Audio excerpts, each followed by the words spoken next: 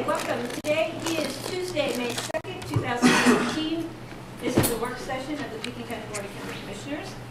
George Newman is out of town today, and I have the pleasure of acting as chairman in his stead. And so please bear with me. It's been a while since I've run a BOCC meeting. So the first item on our agenda today is the consideration of historic site application.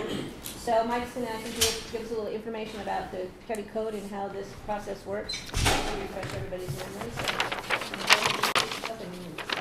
Thanks, Patty. Mike Kramer with Pitkin County Planning Staff. Had my mic off. Alan Adger, owner of the historic property that we're going to talk about today. And then to the left of me is Susanna Reed, our Pitkin County Historic Preservation Officer. So yes, I will provide some background on our historic inventory and register, and those are two different terms that I'll clarify in a minute.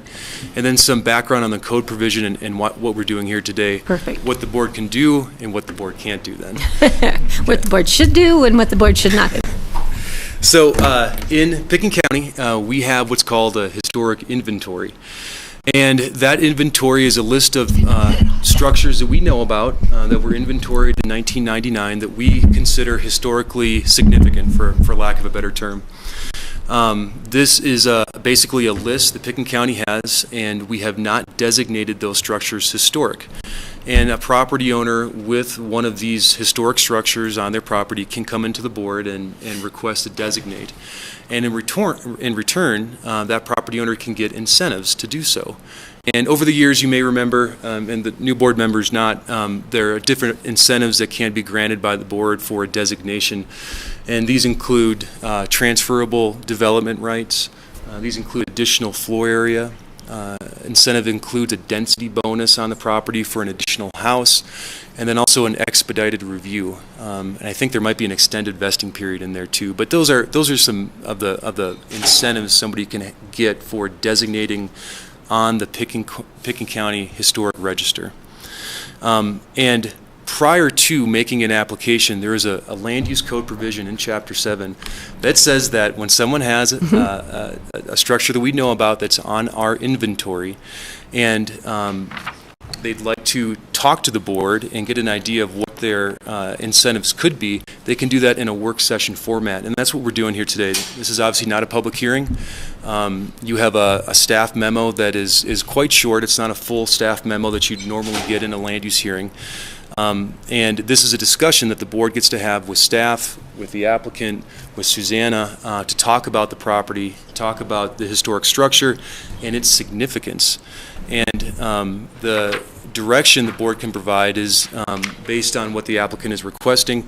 In this case, Mr. Adger has some incentives that he is looking for, and that's in his his documentation to the board. And you can have a discussion with Alan and provide him with direction. However, there is no formal board action today, and nor should you take any. We're just talking to Alan and giving him direction, feedback on what his historic structure is and what incentives he's requesting. So that's some background. Perfect. Thank you. The subject property is located at 1645 Capitol Creek Road, and up on the projector up here we have a vicinity map. It's highlighted in yellow, and the boundaries of this property are, as I'm following here with the pointer, and it's approximately 6 acres, and you'll see that Little Elk Creek subdivision is to the north. I'm not exactly what big property is to the west over here. The Morin Ranch. Is that Morin? Okay, I couldn't remember. Right, Morin. Yeah. And then Capitol Creek Road actually just cuts the property right in half. You'll notice on the survey that staff attached in the packet, there's identified parcel A, parcel B, and parcel C. And parcel A is this area up here. Parcel B is this area here. And then parcel C is identified down here. And in fact, Suzanne, if you could just pull that map. This is the improvement survey for the property, and this shows basically how this property is divvied up. The legal descriptions, it's a little bit odd, but the legal descriptions are part of the Little Elk Creek subdivision for parcel A, and then parcel B also has a legal description for the Little Elk Creek subdivision too. These are, oh, and I'm sorry, then parcel C has a meets and bounds property. description. And these parcels are combined, and they are in total 6 acres and have 1 development right for them. On the south side of the property is a pond, and on the north side of the property, with Capitol Creek Road being right here, is where this log cabin is identified. And then off to the northwest is what Alan has identified as a bunkhouse too. Those are some of the existing improvements on the property. Can I make a comment? Alan, just a sec. Yeah, because let's get him done, and then just tag it on, and then we'll have you introduce yourself. And It's a correction to that map. okay, so we'll remember that. I'm going to write that down so we don't forget. So the log cabin that we identified here in the staff packet, that's the structure that is on our historic inventory and the subject of this work session today.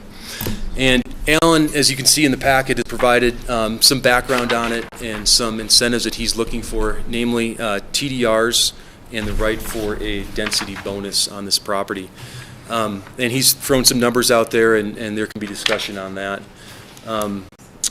The portion of the application includes some, there was some discussion in the applicant's request about conserving some portions of the property as open space, and that is not part of the discussion today, and that would be considered in a future land use application that would come in comprehensively. And that has specific code provisions relating to constrained sites and visually constrained sites and things like that. So we are only talking about the historic structure today, and we're only talking about the incentives that Mr. Adger's looking for. So 2 things I'd like to point out. One is that we quoted a code section in Chapter 7 that talks about what the applicant must demonstrate if an incentive is going to be granted. And that's in Chapter 7, and you can read that.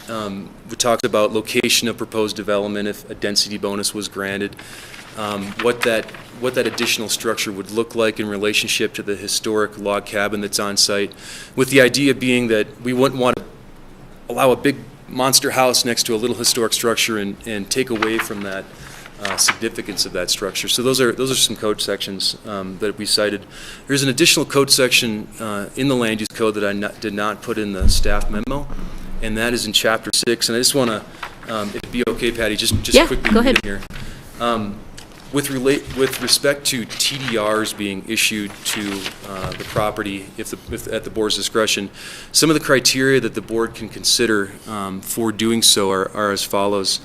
And those are value, importance of resource relative to overall county historic inventory. 2, accessibility to the public. 3, visibility to the public. 4, neighborhood caucus master plan identification of resource as valuable.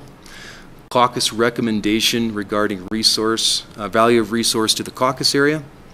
And then 6, guarantee of long-term preservation of resource through a covenant, development agreement, conservation easement, or other instrument acceptable to Pitkin County ComDev Director or the county attorney. And those are criteria that the board would look to in trying to decide the idea of discretionarily providing TDRs to designate this structure as historic. So those are the code sections and the background I wanted to provide. Alan is going to provide some pictures too that are not in your staff pack, and he's going to walk up to the projector and show those. And Susanna is also here. She has read the building inventory that's part of your packet and can comment on some of the history and some of what the current state of the structure is. And just up front, the structure has been altered some. Alan does live in the structure, and it's his main residence, and we can ask Susanna some questions about what we think about the significance of the structure. So would the board like me to have Susanna give her presentation, and then we'll go with Alan? Does that work for you?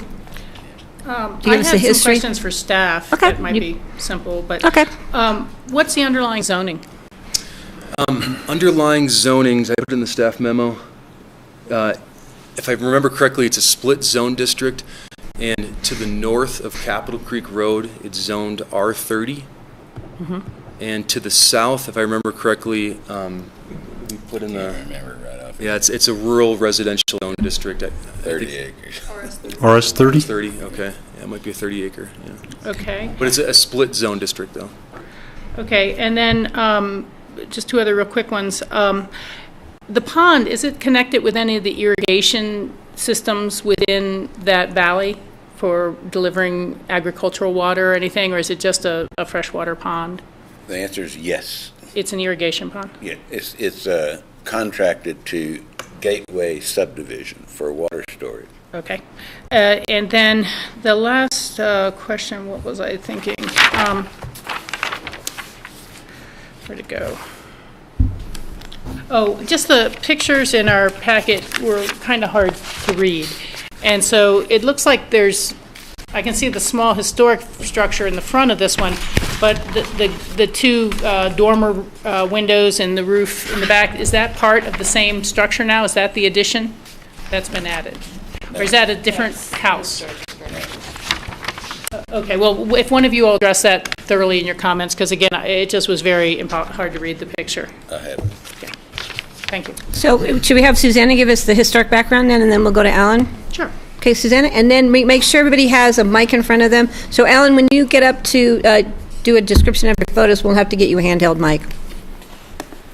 So I have not been on site to look at the structure in detail. Okay, and if you could point the mic towards her a little more, that'd be great. There you go. And so I'm just going off the pictures and what was in the survey report. And I did want to clarify one thing from Mike's intro on the inventory. Those were buildings that were suspected to be historic and were evaluated through the inventory. They're not necessarily deemed to, retain any integrity or anything like that because they were surveyed. That the survey was part of having that discussion and opening that door. So there's nothing about the inventory that necessarily creates a historic basis. Okay. So from what I've been able to determine, the surveyors did find that the building was historic. They also did find, however, that there were significant alterations, and to really do a good evaluation of the building, we need to know kind of really what about this remains. Right now, pretty much every facade has been altered. And one of the things that I look at when I look at historic buildings is how much of the original character remains. And it may be, we've certainly looked in the past at kind of deteriorated cabins and things that have been uninhabited and given those designation and benefits, but those have also not really been altered. They retain their original kind of form and their window openings and that sort of thing that really contribute to the character of the building. At the other extreme, we have buildings that are lived in that are unaltered as well. So that's kind of the range of things that we've looked at and given designation to in the past. This one falls, I believe, kind of on the lower end because of the number of alterations, and that, again, is just by what I could see from the street. If we had good photographic evidence of what it looked like originally, that would help us to determine whether or not any of the historic integrity of the building actually remains. The other thing that I wanted to note is that typically when we give benefits, that there is kind of a laundry list of things that we ask the owner to do to the building to bring it back to some more historic state, like restoring windows or removing additions that are inappropriate or conceal important features of the house. So that's something else to keep in mind. Great. Did you evaluate the bunkhouse at all, or is that part of this? As I said, I really was only able to see what I could see from the road. Okay. And then I think typically one of the things that the survey noted was that this being a ranch house, we might also want to find other buildings of the same era that supported that ranch activity, and in this case that does not exist. In many other places around, a lot of the ranches still have their ranch outbuildings, and that really contributes to kind of the overall ranch character. Unless this bunkhouse was associated with ranching activity, which we haven't been able to determine that. I have an answer to 1 second. Steve, did you have a question? I Okay, I'll could get you. clarify that a little bit now if you want, or I could talk about it later. As far as, In terms of that ranch house, being the ranch house for that whole yeah, ranch. go ahead and give us your, yeah. Knowledge. So, back in 1961, when we moved here, there were about 20 houses in all of Snowmass Capitol Creek area, that being one of them. The only ranch buildings on that, the ranch was what is now Little Elk Creek Village, all the way down to including Jack Wilkie's and John Clark's on the corner. Down the water. Up by Alexander Avenue. That whole area was part of the same ranch. And the only other buildings on the whole property were just down the road from Allen's house, where there's a kind of a three-sided shed, and that's where the corrals were. And there were no other buildings on the whole property. Okay. Thanks. Thanks. So does the board have any other questions, or can we go to Mr. Adger? Okay, so Alan, if you just introduce yourself for the record. And we're going to need a handheld mic for, thank you.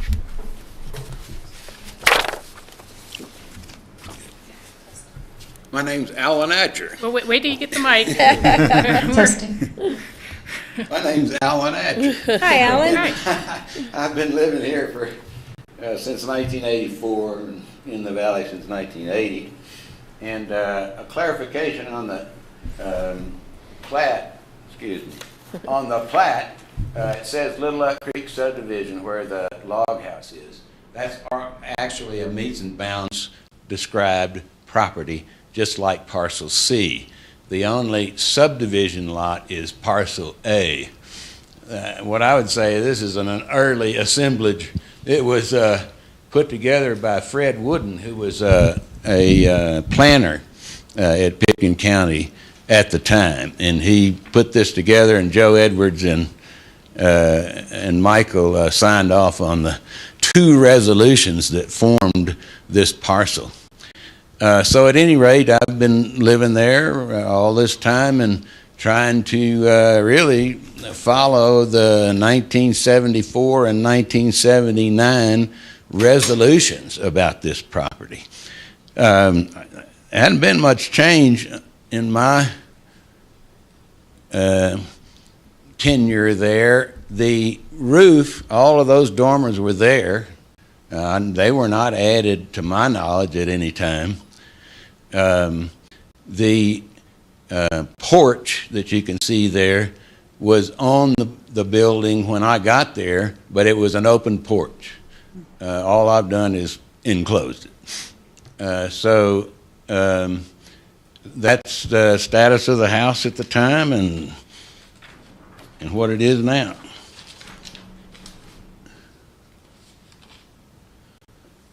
I presume that window up in the top of the building is an alteration that somebody would say happened, but all of that is as original as I know it. I've done permachink all the way around the house to preserve the logs and to cut down on the wind blowing through the house.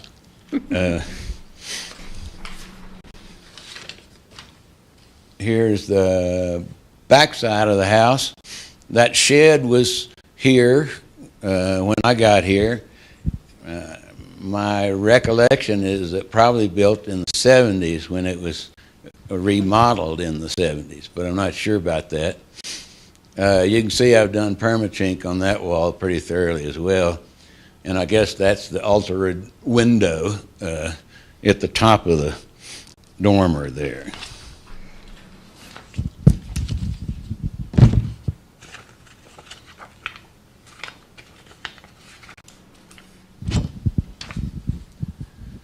That's the back side of the house. On the left is a small addition that I made to keep that northwest corner from deteriorating. I had quite a bit of deterioration down on the ground, and I reinforced it with concrete down on the ground. You can't see it right there.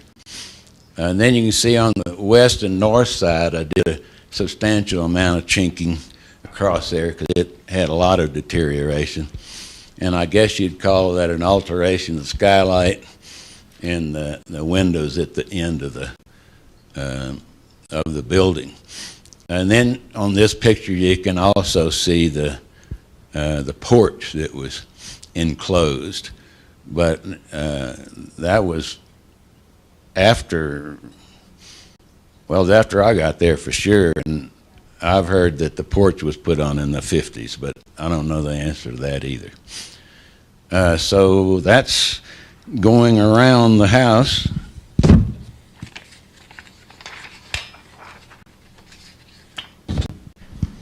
The inside of the house has all of the log walls around the exterior are 90% exposed. They were all treated with linseed oil a few years before I moved in, and they're flat on the inside, but once you get to the upstairs, you'll see that they started getting rounded.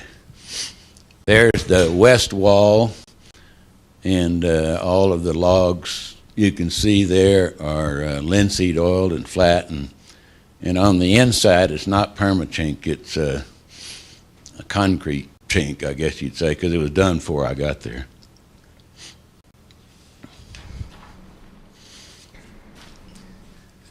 That's the corner of the living room, and showing the detail of the walls.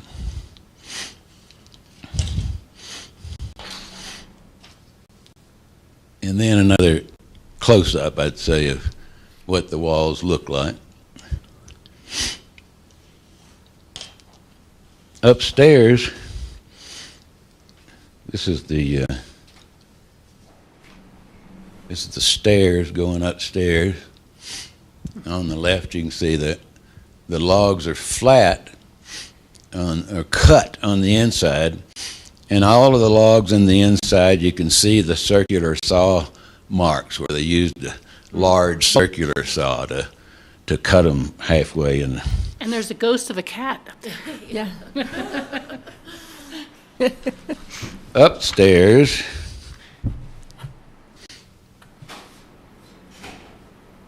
the walls are rounded. The logs were, I think they got tired, and by the time they got to the second floor, They just started stacking they them up. started to use rounded, not cut them down flat, because all the walls upstairs are like that. There's the rest. That's the same room, but you can see the logs and the chinking.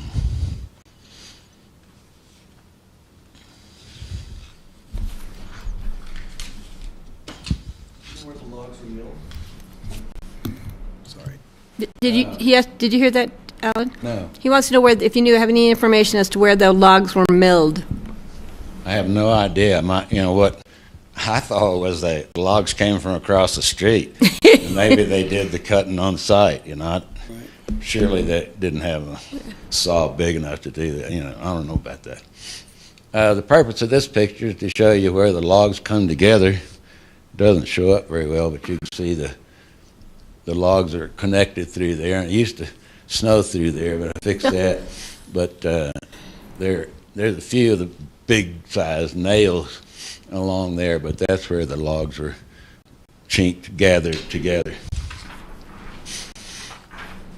So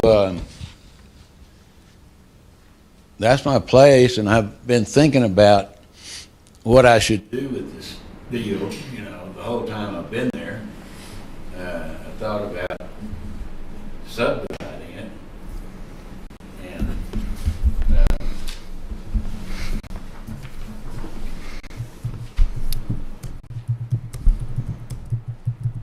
parcel A is a lot in Little Elk Creek subdivision. I think so. Nope. Did it stop working? Says on. So at any rate, first thing you kind of think of is subdivision. And there's a lot of things wrong with that in my view. if you subdivide it and we're successful at it, you got a big house going on Little Elk Creek, Lot 13A.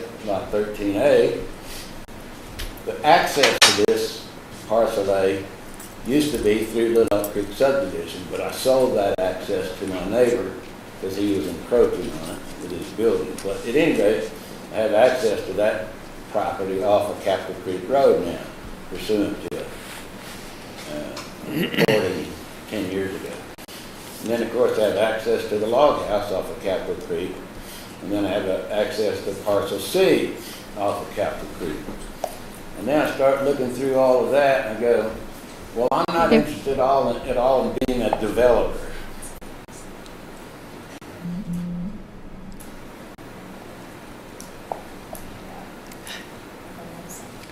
Alan, maybe sit down at your Yeah, seat and use that. If you've shown all the pictures, that would work. That'll work. Okay. If you'd like to point any more, you can. Okay. So at any rate, I really don't have any incentive to be a developer. I'll be 70 in a few weeks. And so this is a retirement project for me now. I don't really have an interest in developing this. I really have an interest in making it my retirement home. And the way I do that, in my view, is to designate the log cabin so that I can pay off my mortgage, and I need to build a small addition, or not built onto the log house, but an addition in between the log house and the bunkhouse, because I need a first floor bedroom instead of walking upstairs each night. And so, and I don't have any interest in having a 5750 on parcel B or a 5750 on parcel A, and across the street there's presumably zoning problems with building anything over there. So I'll go back and forth with Mike about it. I think we've had 8 meetings. And I go, well, I'm not sure of anything except it seems like the log cabin is worth getting historic designation. And to me, I know how to live there, happy with living there. I have a garage now. I didn't have one of those for about 20 years. So this is how I can make this thing work for me for the next 20 years or so. Part of it is living at the log house and comfortably, have enough money to do it. And then the other part would be sometime in the future subdividing it somehow, or sometime in the future obtaining TDRs for leaving it like it is. I thought about parcel C, and it seems to me like there needs to be some kind of structure on it. I've been walking across the street to fish for 30 years, and it seems logical that there should be some kind of ability to have a building over there. So if through this process I get satisfied with the historic designation, and I can go through and make it comfortable for myself and pay off the mortgage, and then a while later more TDRs for leaving it like it is, or divide it up somehow and sell some of it. The best subdivision layout for me is 2 pieces of property, one on one side of the street, one on the other. So with all of that in mind, the first step is the log house. And the real question for me is how much do I have to take it apart and refigure it, and how many TDRs will I be entitled to? That's about it. that's the summary. Thank you, Alan. So let me just clarify, Mike, and staff help me with this. So you're wanting to be discussing the incentive list of using TDRs or receiving TDRs at some level. You'd also like some additional square footage Yes, about 700 feet maybe, onto the existing or the new structure. onto the existing Log log cabin. house, in between the log house and the bunkhouse. and bunkhouse. There's a space enough between it without having to attach anything to the log house. To me, it would be replacing that shed behind the house with a 700 square foot spot. So It's not connected now. right. And then the parcel C, 1,200 square feet that's listed in your Yeah, these that notes, would be. somewhere else. We're not looking at that We're now. not looking at that, but that'd be a future Okay. possibility. Rachel? Thank you. I really appreciate you bringing this forward, and I can see there's a lot of characteristics there that are very intriguing and potentially valuable. I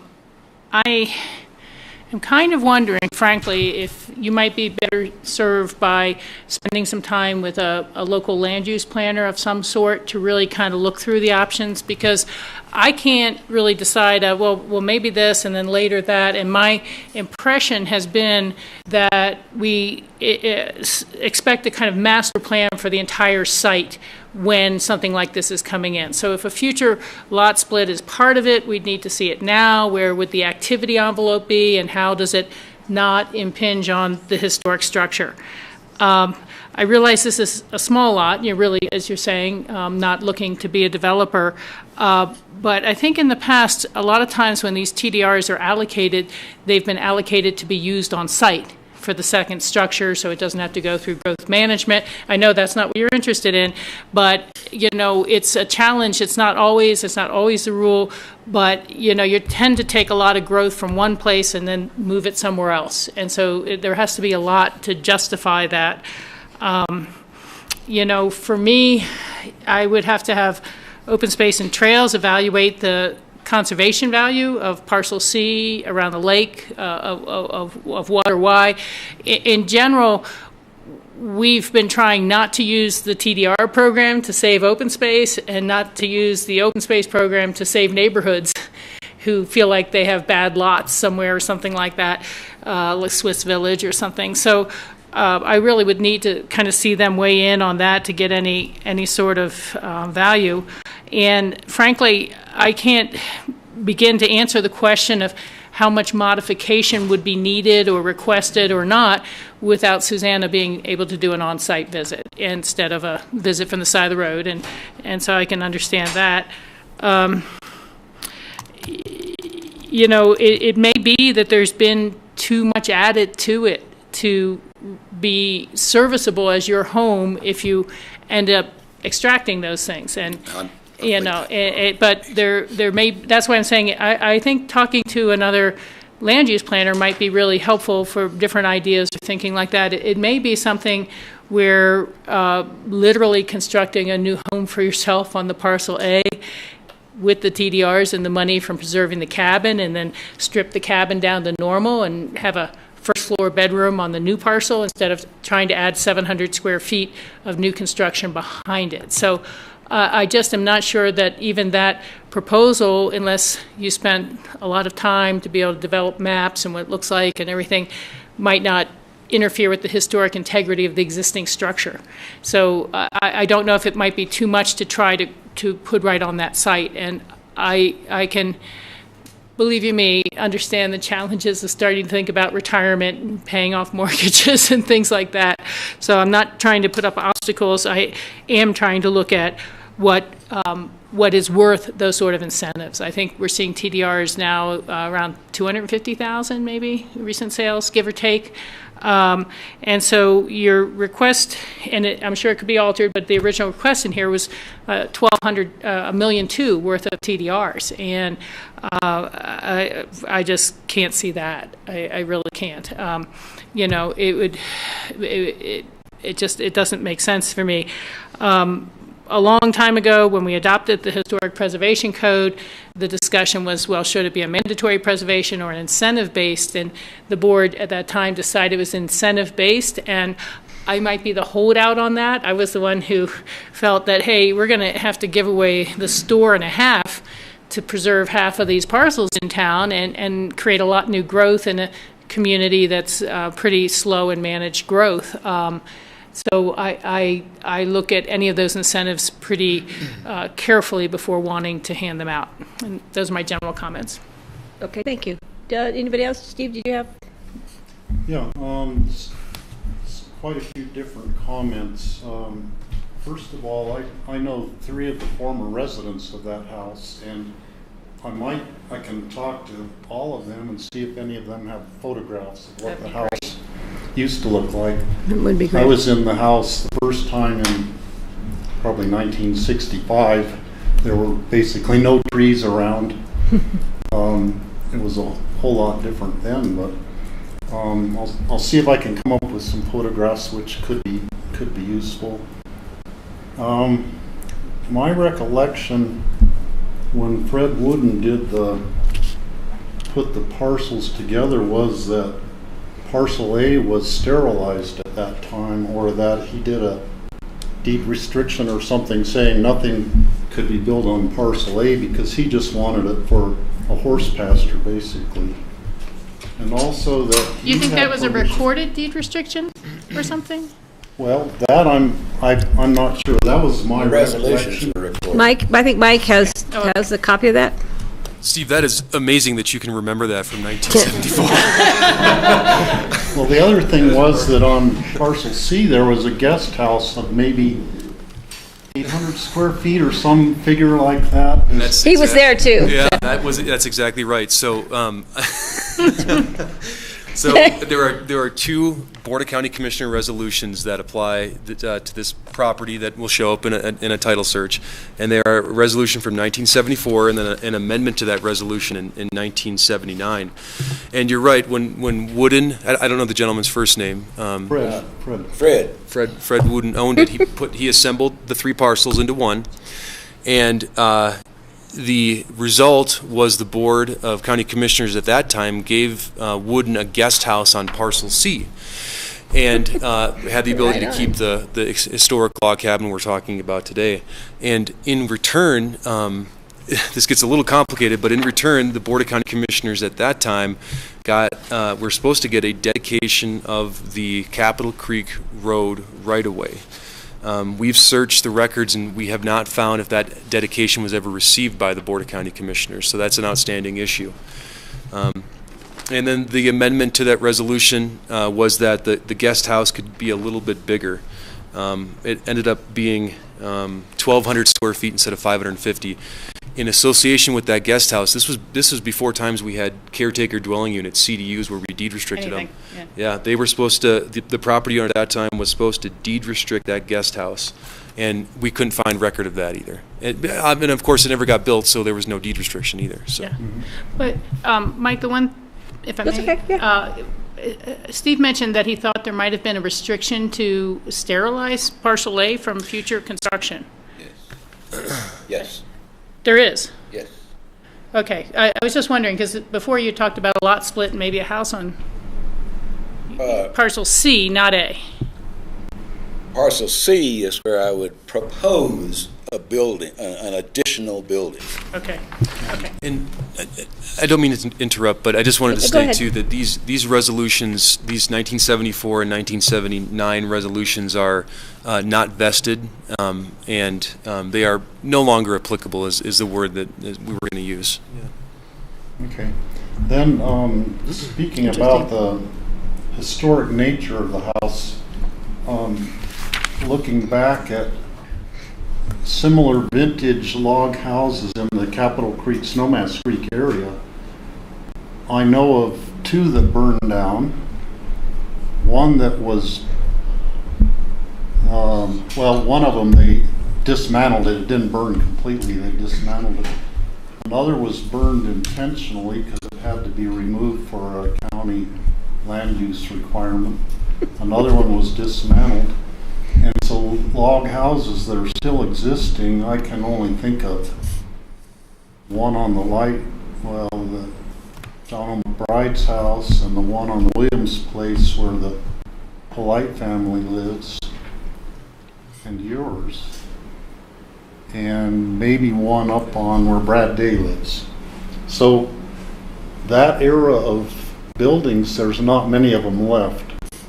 The others have been destroyed or taken apart. So if this building could qualify for historic designation, which might require you doing some alterations to remove some of the things that were done, perhaps, I don't know. I would be amenable to giving some incentives to that, and I would think building something on parcel C, which was kind of the original intent, would be where a big portion of that square footage should go. That would be if we granted additional square footage. Yeah. That's one of the incentives. If, along with if it qualifies for historic designation, that would be sort of my line of thinking. Now, just real quick, because getting to Steve's points, so I'm going to ask Susanna this. If they have a log house that has a rounded log on the outside of the flat, is that a D-log? Considered a D-log? I believe that that kind of designation was more towards the manufactured logs. Okay. And this is, there's just a wide variety of the way different people treated logs and how they built their structures. Because I know there were significant D-log homes built in the 1950 era in the Glenwood Springs area. Right. So I didn't know if this was just a carryover from that, No. which would have been a 50s. It was prior to that. Yeah. Okay, perfect, thank you. So just real quick, so right now I think, Rich, I'll let you go and then I'll kind of summarize, so you can go. Okay, or if Greg has other questions too. And, the one thing I'm thinking and how, well, they're connected, but the 76 and 79 resolutions, I think it'd be important for us to see, even if we're saying they're not applicable, because if they were part of what granted the assemblage of those three lots into what is one ownership now, I think that has to be looked at and what those original terms were. And the second is, the parcel C, it was an original approval of some small size, and I could potentially see something like that, but I really would have to question whether you shouldn't just go through growth management quota system and have that allocated because there's usually not much competition in growth management quota system. It's a very small lot size, and it might make more sense to just get that and then focus the incentive type of money, if there is any, or if there's TWRs granted, for the renovation of the existing home.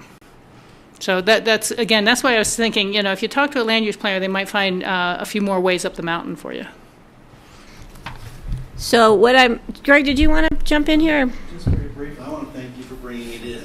It brings back memories of buildings that no longer exist that I saw when I was a kid growing up here, thinking of the ones in Brush Creek that are gone now. It's great to see this, and I think this is probably would be one of the more visible ones. I love seeing the interior pictures as well. I was looking at that circular window and just trying to imagine when in the late 60s or 70s some hippie kids living in there put that in, and I appreciate that. And I'd say it's Fred Wooden's work. Oh, was it really? Okay. Yeah, it's just wonderful to see that. Really, those are the two comments I wanted to make, and I appreciate seeing it and not being as familiar with the process as everyone else here. I look at it and think, well, those windows have some significant value for me as well, only because they harken back to an era long past now that had some significance for our valley. So anyway, thank you for bringing it forward, and I look forward to seeing more. So in the fact that we're kind of at the end of our time allotted for this, I'm hearing the board say they'd like to have more history as to the history of the house, have Susanna out there and review it to find out what the alterations should be removed, what could remain. So Alan, you'd have some idea as to what would have to happen to bring this back to a historic character that would potentially qualify you for historic designation. And I think there's issues for me with the parcel C with constrainment of that lot because of the wetlands areas, the river proximity, and the view plane from Capitol Creek Road. So I think that's something that should be evaluated. I think we're looking at the possibility of incentives being potentially some square footage, potentially some TDRs. I think those are the things you're kind of more or less looking at as far as this provision in our land use code. So we would need to have more information, I think, first to determine the value of the historic designation of this building, the cost to bring it to where we would like it to be for historic designation, and then the uses of additional square footage elsewhere behind the house, next to the house, how that would affect the historic designation. So I think those are kind of, I think, the direction I'm hearing from the board. Then the parcel C again with that square footage over there, what would the constraints on that lot be? Rachel, you look like you're... Well, just to add on to those things. Yeah, please. As I kind of said before, I think that when we've done these, we look for a master plan of the entire property so that it's not multiple bites at the apple that keeps coming back for different boards. And even if it's just, not the full-blown master plan, but, I don't know if we're allowed a second one of these pre-meetings before you spend a fortune or not, but something like that. And then... See, that would be part of more of a land use code issue, I think, to master plan, and that we can't do open discussion like this. Right. Per the historic codes. Again, we've just not wanted to say, okay, we'll give you this for this, and then they come back with the potato shed and say, well, can you give us something for that? And the next is, can you give us something for that? For the outhouse. It's got to be a one shot at the incentives. Again, I'd love to see open space and trails look at the conservation value, and next time have those older resolutions, just so we can review what the thinking was at the time. I agree with Greg's comments very much. It's a beautiful property, and I just want to try to treat everything equally as it comes before us, because each case we do sets a precedent for the next one of how much should be given away, how much growth should be allowed somewhere else, how much alteration should say. And the last thing I would say really quickly was Greg's comment about the round window reminded me a little of Mike Lowsley saying that there's a history and evolution of these properties of one family to the next to the next. So not all are inappropriate and not all have to be removed, but some things might very well be changed, like the enclosed porch, and you'd have to decide if you want to live with that change or not. And I think your point about this quote-unquote kind of master plan scenario, that's where those old resolutions come into play as far as the sterilization and the creation of 1 lot, 3 lots, or whatever we have there. So I think that's something that needs further investigation. I agree, this is really a neat property. It's view plane for people driving up and down Castle Creek or Capitol Creek Road, brings you back into that history, that generation, that era. So we just need to find out what it would take to get it to where its historic designation value. So, does anybody else have to add to that? Yeah, Alan. I would not have much incentive to take the house apart. Any improvements that I've done have been functional. Right, we understand that, but we needed value based on its historic designation value. And, beyond that, okay, take it apart and then build something else. Well, for me, taking it apart sounds several $100,000. Build something else sounds like $500,000. I don't have that. I'm here to say that I would like to designate it. I would like to receive TDRs. I would like to, maybe a land use application for something across the street or re-subdivide the property. Maybe so, but if you say, well, we will give you a designation if you take off the back porch and, spend a few $100,000 taking out windows and everything else, then we'll give you a couple of TDRs and you can use that money to pay off your mortgage and whatever else. I don't have that kind of money. Well, I don't have the money for a master plan. No, I think we appreciate that. I think, but for us is we can't award TDRs with having set some historic value on this parcel. I'm happy to have you come out and look and figure it out. We'll have Susanna go out and do an evaluation for us, and then we'll have more concrete information as to what the value is as it looks now, as it exists, and what the value would be with these alterations removed. We just need to have that information before us. Be happy to accommodate Thank you. that. That would be great. Mike, do you need any other direction, or are you totally confused now? I've got it. I've got it written down. Thank you. Okay. All right. Thank you. Thank you, Alan, for bringing it forward. Thank you very much. Thanks. Thank you. Thanks. All right. Next on our agenda is Healthy Rivers Grant and Funding Request. Lisa, and you're going to be here for both the next one and the one after that as far as the Healthy Rivers Whitewater Park update.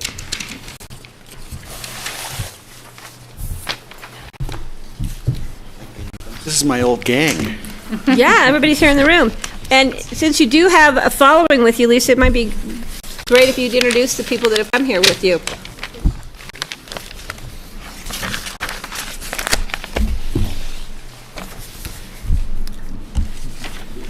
Suzanne, again, it's nice to see you.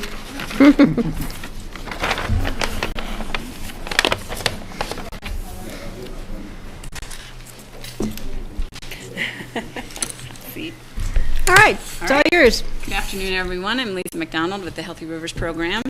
Make sure you have a mic that's pointed in your direction. Thank you. Why do I always do that? Is that better? That's better. Okay. Joining me today is we have our chair of our Healthy Rivers Board, Lisa Tasker, and Dave Nixa, one of our Healthy Rivers Board members. Also is Heather Lewin from the Roaring Fork Conservancy. She is here representing the Conservancy on a grant request. Take it in the other room, please. Okay, go ahead, sorry. No problem. So in front of you is the agenda item summary. We had 5 applicants this year for the spring application period, and the River Board approved 3 of those 2 weeks ago. The first 2 are under the $5,000 threshold that the BOCC would need authorization for. Those were the Colorado Rocky Mountain School freshman biology class for a grant of $933 to enhance their Osprey camera outside of their on their campus. They were adorable. They came in. When they came So before cute. you, and Yeah. you know how we feel about Osprey, Yes, so, okay. Yes, exactly. So that was for $933, and the River Board approved that unanimously. The second was from the Aspen Global Change Institute, and they submitted an application in support of an interactive Roaring Fork observation network, which tracks and communicates soil moisture contents in the Roaring Fork watershed. The River Board also unanimously approved that $1,500 request. That was part of the presentation we had not too long ago. Yes, she was here. Elise was here. Yes. And then Heather with the Roaring Fork Conservancy submitted an application to fund an update to the Roaring Fork Watershed Management Plan. The request was for $30,000, and the River Board approved a $25,000 grant request. So I have a procedural question. Mm-hmm. So since we can't technically make any formal action here at a work session, is this more or less just to give a nod because the money's already been designated? Yes. And we just have to say, yeah, we agree, go move forward Yes, because you authorize we have the the money funding. already? Mhm, Okay, right. thank you. And then back in February, Mark Fuller came to the board seeking funds for the invasive species program Right. up at Rudai. The commissioners have historically supported that, and he asked for $9,300 this year, and the River Board approved that, but because that's over the $5,000 threshold, we bring that to the commissioners Okay. as well. So Mark was unable to attend today, so if you had any questions, I can get those back Well, to him. should we just do some housekeeping and just address that right now? To see nods of support for the board with the invasive species program. This is up at Rudai at the boat launch, correct? Yeah, and I'll add really briefly, there is a bill we're trying to get through right now that would allow the Division of Wildlife to raise its hunting fees, just authorization, not, they're going to set them as they go forward. And then secondly, to create a boat tag system for aquatic nuisance species funding, since the state didn't have much of anything to give us this year. So with any luck at all, this might be the funding last year source for the or a next- greatly reduced ask in the future for that program. But I think the board has generally been supportive of this effort, and we know that we need help funded at this point. I'm supportive of all the grant requests that we have before us. Right? Likewise, I'm on the RWAPA board now, so we're at the last board meeting and then also at the public outreach they had last month in Basalt. And What was interesting to see is the pushback and the feedback from the community who were concerned that their access to Route I would be closed down. Even though what they're proposing is dawn to dusk, rangers checking boats, locking and unlocking, the thought that the gate to Route I could actually be locked after sunset with no one there made a lot of people really nervous. And so there's talk about possibly starting a Friends of Route I who could help, police it and maybe even help look for ANS issues and mitigate or raise money to help fund this, because as Rachel pointed out, the funding is dried up everywhere but through the organization, the municipalities and the county that are involved. So I anticipate that they're probably going to have to come back asking for more to continue this later, and certainly the community is going to be trying to raise more to make Route I that much more accessible and kind of keep it where it has been and maintain the status quo. Yep. So I'm in favor of supporting them. Okay. And Steve? Yeah, I'm also in favor of supporting all of these in relation to the Roaring Fork Conservancy grant application. When you see the words that, yeah, it's on. When you see that when the plan was written 5 years ago, there was no Colorado water plan, no Colorado Basin implementation plan, and limited stream management planning. A lot has happened in the last 5 years, and to me that makes it obvious that an update is appropriate at this time. I do have a question why, Lisa, that they asked for $30,000 and were granted $25,000. Was there a reason for that? I don't know. Wait, if you need to speak, you have to come up to a mic. Identify yourself for the record. I got it. And that mic's live over there too at the podium. Okay. So the primary reason was that there's a significant number of beneficiaries to this plan, and none of them have contributed to its continuation. So we felt that we wanted some of the other beneficiaries to come to the table, such as RWAPA and the City of Aspen and others, to at least make a token demonstration of support. So that was the primary reason. The secondary reason is that we have a limited budget, and we have another 2 significant requests that we chose not to pursue because one of the scope of them, size of the grant request, and 2 because we have another tranche of grant requests coming in the fall. So it had a little bit of a budgetary impact, although not as significant. So those were the reasons. Okay. A good explanation. Rachel? Yeah, kind of a further question on this one, although, again, I'm supportive of this moving forward. When the watershed plan was first developed, I thought it was kind of housed under Route I Water and Power Authority to be able to take it forward, and certainly the Conservancy were major partners, just like others up and down the valley. Why is it now kind of going under the steeringship of a single nonprofit as opposed to a larger group like Route I Water and Power Authority? Just for the record, just to get your name on the record so we have it in the tape. I think we do intend to work pretty closely with RWAPA on this project. I think it's a little bit as a capacity piece. We want to make sure that, the reasoning behind this is really there's so much more interest in water, it seems, than there was even 5 years ago. You're seeing not only other local nonprofits really getting involved in the water world that are within the Roaring Fork Valley, but also, national scale nonprofits that all of a sudden have taken an interest in what's going on here. So we just really think that we need to be able to re-engage these stakeholders and bring folks together. We do intend to work closely with RWAPA. We'll probably be coming to them with a funding request as well. But we just saw as for the plan to really stay alive, we thought that this was the right time and the right spot for us to step in and see what we could do. Well, I like that aspect, and that's a solid answer. I just think it's going to be very important to the work going forward that it's not perceived by the larger valley as being but from a special interest group who might put water interest above anything else, land use patterns or private property rights or things like that. And I think the last watershed plan, as Dave is rightly pointing out, we had buy-in from up and down the valley, including Glenwood Springs and places like that. Are you soliciting other? We've already got funds from Eagle County. We hadn't secured them at the time I wrote the grant, but we did have them by the time we talked to the board last week. We've got a intention to speak to Garfield County in 2 weeks, and we're in contact with Rawapa as well. And then beyond that, I think we'll be looking to municipalities to at least get the voice of support. But I think we really just wanted to start the initial fund and get the ball rolling, and build on it from there. I agree with the approach. I certainly want the public outreach and public involvement to be reinvigorated, as you've said.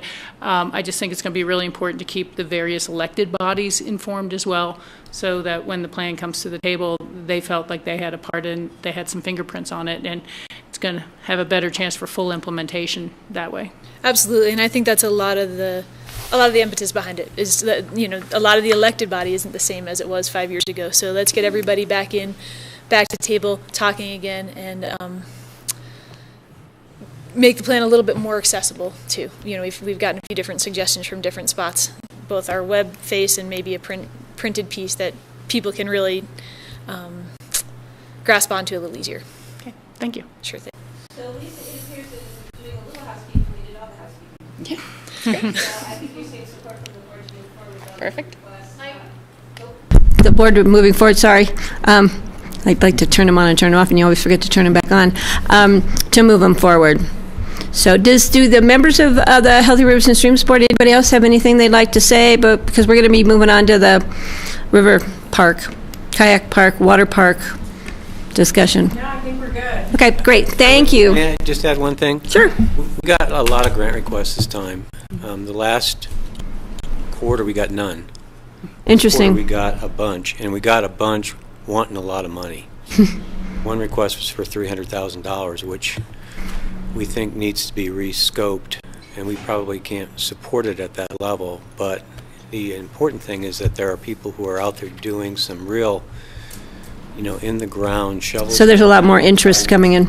River improvement, river management planning that is exciting to see. So Lisa, let's put that on for something to come back to the board at a later date when we start talking about funding, probably in the budget for next year, to allocate maybe potential more money for grants through the program. Great.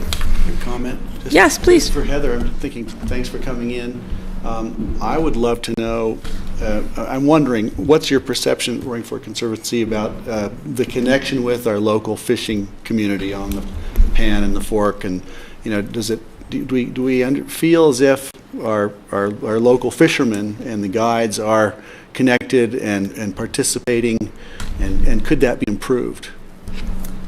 Well, I think you could always improve participation, of course, but I'm not sure if you mean in connection to something like the watershed plan or just overall outreach. Well, but when you look I guess at both. As we go into Sure. this new plan, is there a component that will be reaching out to this significant community? Absolutely, and again, since the plan 5 years ago, there's now a Roaring Fork Valley Fly Fishing Club, as well as a Roaring Fork Guide Alliance, and we work closely with both of those groups. And so I think it'll be great to be able to get their input. They've been pretty active in projects along the river. They've been active in our education outreach pieces and fishing in schools and in those programs. And they're really, we keep a pretty close relationship because they're our eyes on the river. I wish I was on the river every day. But, I wish I was on the river every day with. Exactly, but we're not. So I think that they're the ones oftentimes that come to us and say, hey, there's something funny going on either in the river, on the river, or near the river. So I do think we've got a pretty strong relationship with that community. And of course, as always, we'd love to keep expanding it. With respect to the aquatic nuisance species, I think it'd be great to have their attention, and it's worthy of their attention. Absolutely. Thank you. We keep pushing those anglers to bring us more information, don't we? Absolutely. All right. So, Lisa, can we move to your next item? Thank you. Thanks. Thank you very much for coming in.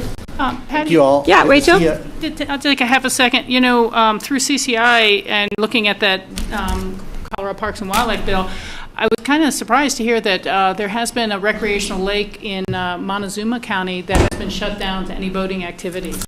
And so you can still fish there, and they don't lock the gates, but no boating because of this issue. And so, you know, it's the owner of the dams that eventually make that call. And so, you know, while it might seem bad to lock the gates at 6 or dark, they could very easily be shut out entirely from activities up there. Right. And that would cause a lot of grief. Yes, it would. When we talk about aquatic nuisance species, we're talking about clogging up the intakes to the power plant. Yeah. Right, exactly. And the other piece that goes along with it real quick is that You have to Come up to the mic. you can end up, there could be impacts obviously to root eye and to the operations of the hydro plant, but there's also could be significant impacts to the fishing below that. Because if you kill off the ecosystem within root eye, you're killing off all those shrimp and all the feeding into the, you know, everything that's feeding those big fat fish below the reservoir. So I think you're absolutely right about keeping that angling community engaged about all of this, and it helps in the outreach. And piece. it also thank you guys affects for the that support of ponds. that too. The ponds downstream next to the river are also We've had pretty possible. extensive outreach with that group too, and they've been pretty engaged in the process and helping Ruwapa as well. So Great. Well, thanks for yeah, coming in. thank you guys. Just one other quick budget note is that for the 2017 budget, the River Board did include an educational piece, and they did issue two $5,000 scholarships this year, one to Basalt High School student, Chase Elsperman, and one to an Aspen Valley High School student, Anja Larson. That's great. So, yeah, they had it right. Yeah, it's really good. That's really good. Yeah. So they were excited about that, getting back into Great to hear. schools. Thank you for adding that. Yeah. I'll let you know. Okay, On now to the Whitewater Park. So today I have Quinn Donnelly with me with River Restoration. Quinn's our main engineer on the project, and he is going to update you on the status of the park. All right, good afternoon, everybody. Again, my name is Quinn Donnelly. Work with River Restoration. We're a consulting firm here in the Valley in Carbondale, and we're the engineers, I guess, of record for the Pitkin Whitewater Park. And Jason Carey's the principal engineer. He's the owner of the company. So Lisa asked me to come and update you guys on the project. I first want to just say thanks for the support from the BOCC and the Rivers Board. I mean, not only financially, but just all the work that Lisa and John and everybody have put into making this project a success. The in-stream work is nearing completion. All the in-water work is done. We had to be finished by March 15th. The contractor is basically demobilizing and cleaning up the site. If you guys are familiar with, on the Emma Road side, that Lot J, the private landowner that let us use his property, we have to be off of that this week, so he's demobilizing everything. There's a couple of punch list items that he's going to be finishing up, and right now the contract's basically through May 30th, so he's going to be completely done and demobilized and finished by May 30th. So if you haven't had a chance to, I should have brought some pictures to show you guys. If you haven't had a chance to come by and look at it, it's pretty impressive, the amount of boulder that went in and all the repairs to the bank and the whitewater features, and it's unrecognizable from the riprap line bank that was there before. The features themselves, the water's really stayed low, especially with this cold weather, so a little bit lower water than we need to have the features really come in. The upstream feature is starting to get a nice wave. The downstream feature needs a little bit more water to function properly, so we're waiting on the water to come up for that. The second piece is the stream side improvements, and if you're not familiar, those were kind of dictated by the town of Basalt as part of their approval through a ordinance they passed in the fall of 2015. And it basically relate to public safety up on Two Rivers Road. They include things like crosswalks and signs, a pedestrian corral, parking spots, and things like that. So we're basically River Restoration and another consultant from the Front Range, Loris and Associates, finishing up the final design on that this week. The town of Basalt is going to review and provide comments, and then we're hoping to start construction on that piece in mid-June. The construction won't be nearly as long. It should be done by first couple weeks in July. That's probably important because right now the town of Basalt Police is basically kind of closed access to the park from the site there until those safety measures are put in place. I mean, the river's not closed and people can come through the park and use it, but as far as accessing it from the paths and things we put in, right now he's asked us to keep those closed and keep some signs up. So we want to try to get things in place and get the park opened as soon as possible. So. Great. So that's kind of where we're at. He's finishing up all the big heavy lifting's pretty much done, cleaning up things. We're going to get the streamside stuff in there in the next month or two and be finished with the project. So does anybody have any questions? So we've heard a rumor that we've had a kayak in the upper wave and a stand-up paddleboard in the lower. This was a couple weeks ago when it was really probably low and cold. So that's pretty exciting. We have people out there already interested. Yeah. So, and I have another question. I don't know if you can answer, but do we have any kind of idea how long it might take to get restoration of that stream bed for fish and aquatic life? The channel, it's amazing. There were fish in it like the next day. Wow. And there are bugs in it already, like in a week or two. I mean, they really, once the water's flowing through there, they, return quickly. I mean, we used all existing material to rebuild the beds. So it was all, cobble and things that were on the side, and things move, back in very quickly. That's really exciting to hear. I thought there would be some kind of lag time. So the kids are back in the pools down there. So that's great. It's great. Thank you. Did the board have any other questions? Or yes, Steve? Are there any plans for an official ribbon cutting of the park and the naming? We're actually meeting feature? with the town of Basalt on Thursday to talk about maybe at least a soft opening or, a bigger grand opening, depending on the, how the streamside amenities come up there. That's, the chief of police still have safety concerns about, having a party up on top or people walking around on the bottom. During high water. Yeah, high water, no crosswalks, things like that. So Let's put it all out there. Soft walk and having you guys come down on the in a boat and cut a ribbon. So. I'll go for that. At least as long as I don't have to do it. Scissors and rafts, okay? That's just really not a good idea. Yeah. Part of the reason That'd be fun. Part of the reason I asked that is, to have the water right be valid and made absolute would be the term. It has to be have a certain set date when it is open and in use. Yeah. The in-stream features have to be being used. Well, we've already got used. Having an official river, ribbon cutting and having people in the river and have it all documented could be really important in terms of the water right. Yeah, definitely. Yeah. I know where we could get some rafts and some duckies to go down there. The other question, though, too, bring that up about a grand opening or soft opening, naming. I've heard there's some rumors coming around about naming. Any more questions for me? I don't know. Anybody have any more questions? But thank you for the update. It looks no problem. very exciting. We're very excited. Thank you so much. Yeah, thank you. Thanks. Sure, either side. And just please give your name for the record. Hi, I'm Diane Schwainer. I'm with Schwainer Design Group, and I'm working with Healthy Rivers and Lisa on the naming for the park. First, I'll pass this out to you guys so you have a visual aid. Just pass it and we'll come in because there's so many cords out there. It's very dangerous. Actually, I'll keep one so I have no reference. So the board did go through a naming kind of process. Hey, is that what you call it? Or, Yeah. And came up with top 5, was it? We came up with a top 5. Let me, if I can back up just for a moment, I want to actually back up a couple of years. I worked with Lisa McDonald and Lisa Tasker and Ruthie Brown and a few others on coming up with a name for Healthy Rivers and the logo as well. And at that time, we had really looked at the osprey as the mascot for Healthy Rivers, and for a variety of reasons.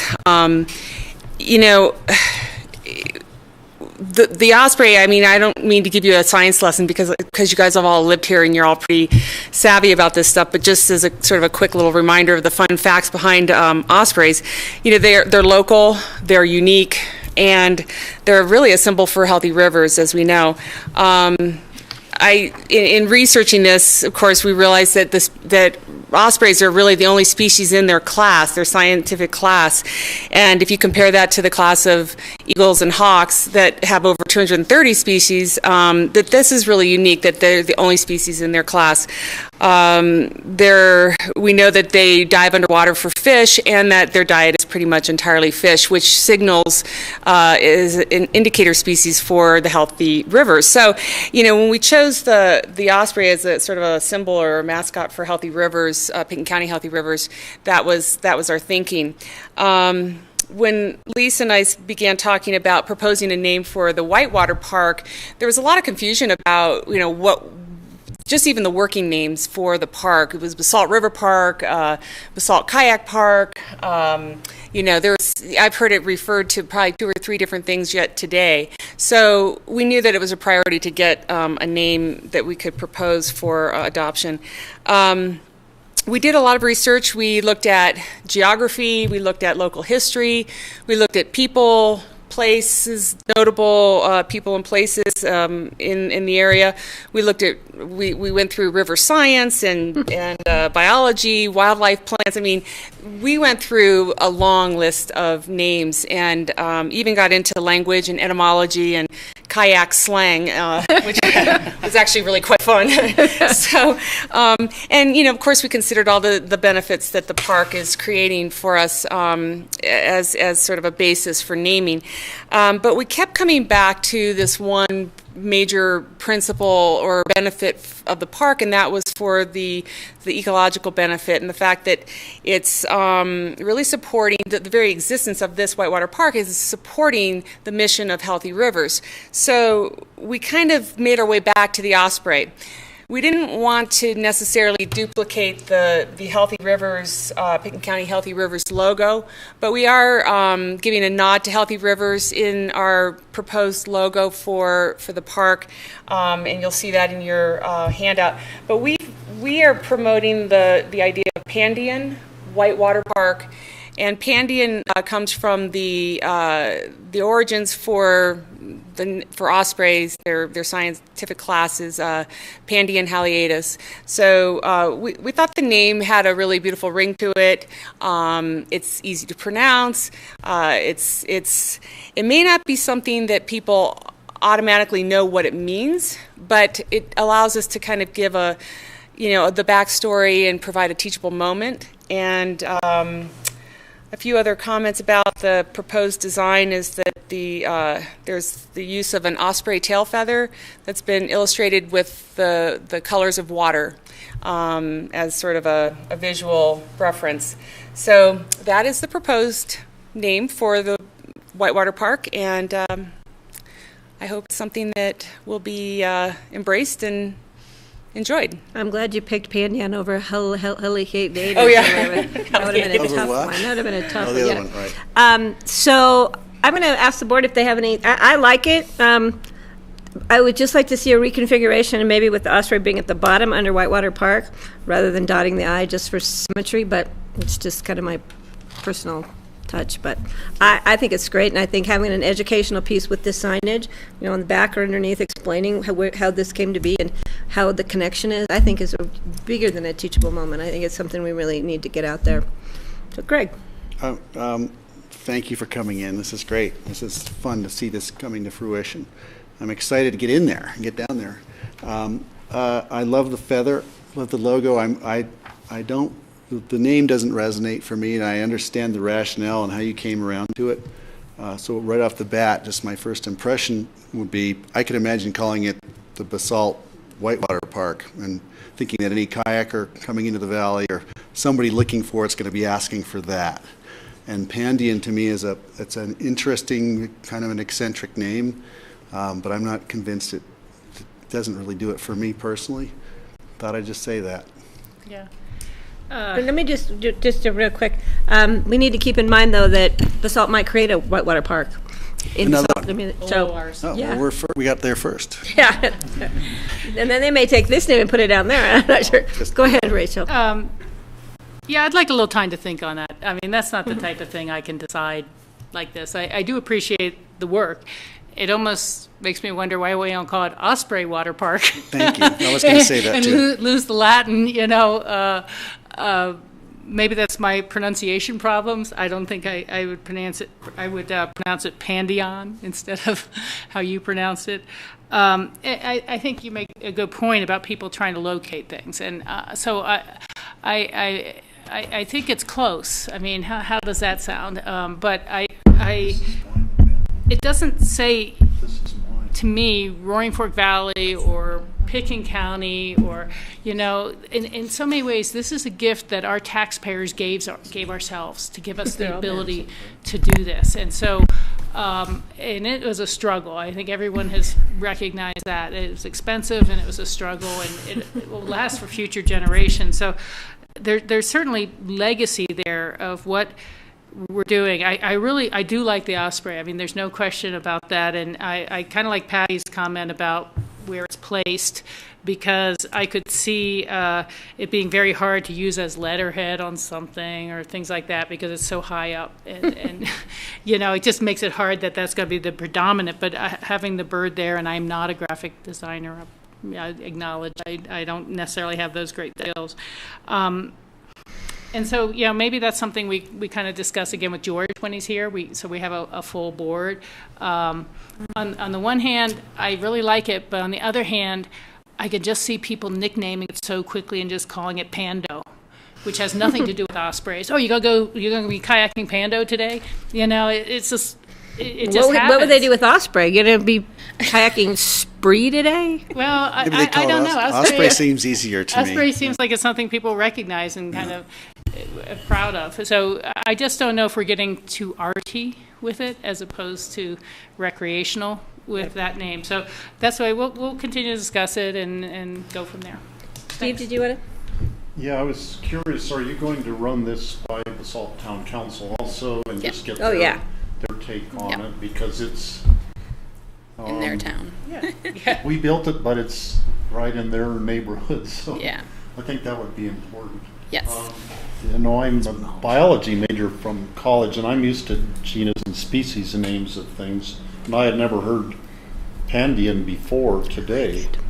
I would get used to it, but a lot of people aren't used to Latin at all and might be confused, and I would agree with you. They're going to shorten that to something else in short order, I would think.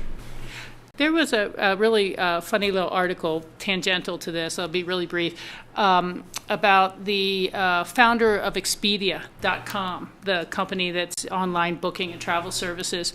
And he said, those extra 3 syllables cost us a couple $1 million every year. That the new names are all BOCC and 2 syllables at best, like kayak or this or that. And that it was so hard to get a name to stick that was 5 syllables long. So, you know, that kind of strikes again. I just think people would shorten it up really quickly and it would never be referred to by the true name. Well, you know, the other coincidence thing about Pandion is the frying pan. You got the pan right there. People always say we're going to go fish the pan. So, but I think, you know, obviously we're going to need to bring it back. I like it. But I can see some other interests and ideas coming out. So, you know, when we went to the Sky Mountain Park name, which was the Drosty property originally, I think the Open Space and Trails did kind of an online survey, and they put up these are some of the characteristics and features and things we'd like to see. And then, you know, it wasn't we'll take the top one or the one with most votes. And it was just a really, really long name that came before us, and we ended up just shortening it to Sky Mountain Park instead of, you know, and so. That's a thought. Yeah, involve the community. Yeah. That's a good idea. I had noticed that having the osprey tail feather there, each of those bands looks like a drop in the water feature to me. Like if you're going down a river, those are like major ripples or drops. That's what they did. They were making it a river pattern. Beautiful. So I actually like having the osprey as part of the logo. Having the feather there and having that be part of it. And whether we name it Osprey Whitewater Park or Pandian, either one would be okay with me. Lisa, did you have a comment you want to make? Is this on or off? Red light's on. Red light's on. Okay, we're on. I totally hear what you guys are saying. But I guess I don't really think that I think it would be okay if people say, oh, we're going to Pando Park, you know, even though they don't get it exactly right. And, you know, maybe if they get there, they'll end up seeing the sign and having a conversation on what is this? And, you know, I still do think it's a bit of a teachable moment, and I know it doesn't just roll off your tongue, but it's kind of interesting, and it is near the pan, so I don't know, Pando. I guess I don't see it being that big of a deal, and I do see it being a teachable moment. So, but let's see what Basalt has to say. Yeah, and we'll maybe see what throw it out there online with some of the other options you came up with, and just see what the community thinks. Yeah. Rachel? Yeah, you know, in the legislature, they have an expression, you carry a bill, you don't marry a bill. So if it dies or it changes, you don't get too upset. And I appreciate you carrying it forward and bringing us a lot to think about, and it may very well end up back there. But I'd like more community input, you know. I mean, this is the only water park that's going to be on the entire Roaring Fork. You know, there's one on the Colorado. You know, we ignored the Roaring Fork River itself, you know, in that name. And there's teachable moments by having good signage there when you walk down the walkway to talk about any of the wildlife that uses the river, not just the ospreys. So, I might settle on it. It's not posing, but I'm just not sure I'm there yet. Yeah, I know. It's I do think Pando. It is near the pan. It's near the frying pan. It's just upstream. You know, Yeah. I know that might kind of help too. Well, so let's see what Basalt see. says, see if we can put it out there to the public with some other options, and be talking more. Greg? One last thing, to be brief, I appreciate what you're saying.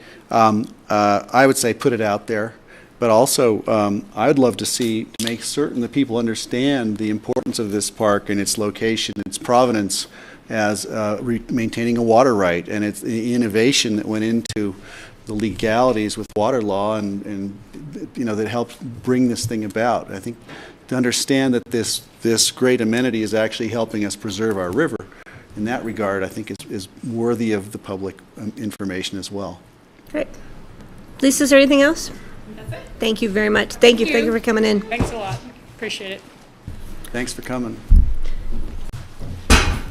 So, John, are you going to take this one over? We're having an interview for a library appointment to the library board. David Bentley is here. John's going to help him translate questions for us. Okay.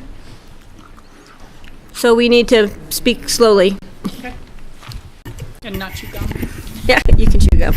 You can speak slowly and chew gum. Hi. Hi, David. Hi, David. Welcome. So, David, we just want to welcome you today. Okay. And thank you for applying. Thanks, John. And if you'll just bear with me, I'm not the fastest. And is his mic on over there? His mic? Mm-hmm. Okay.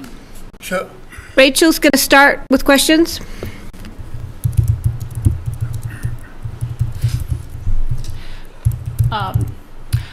I'd like to apologize for the mix-up on That's scheduling. okay. I'm just glad I'm here. Okay. And then ask, what do you think you would bring for talents and skills to the library board?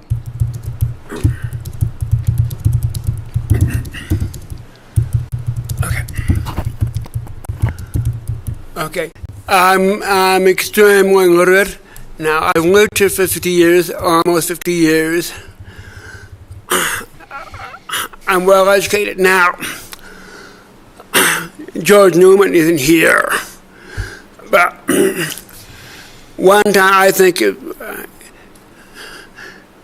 when Wendy Davis appeared at T87, I stood at one side near the entrance, and I watched the audience and her.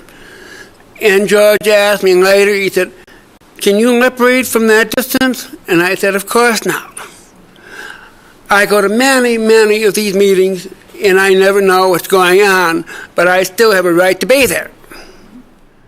I'm a sympathizer. I know what the policies are. I've subscribed to the Atlantic and the New Yorker for 40 years. Now,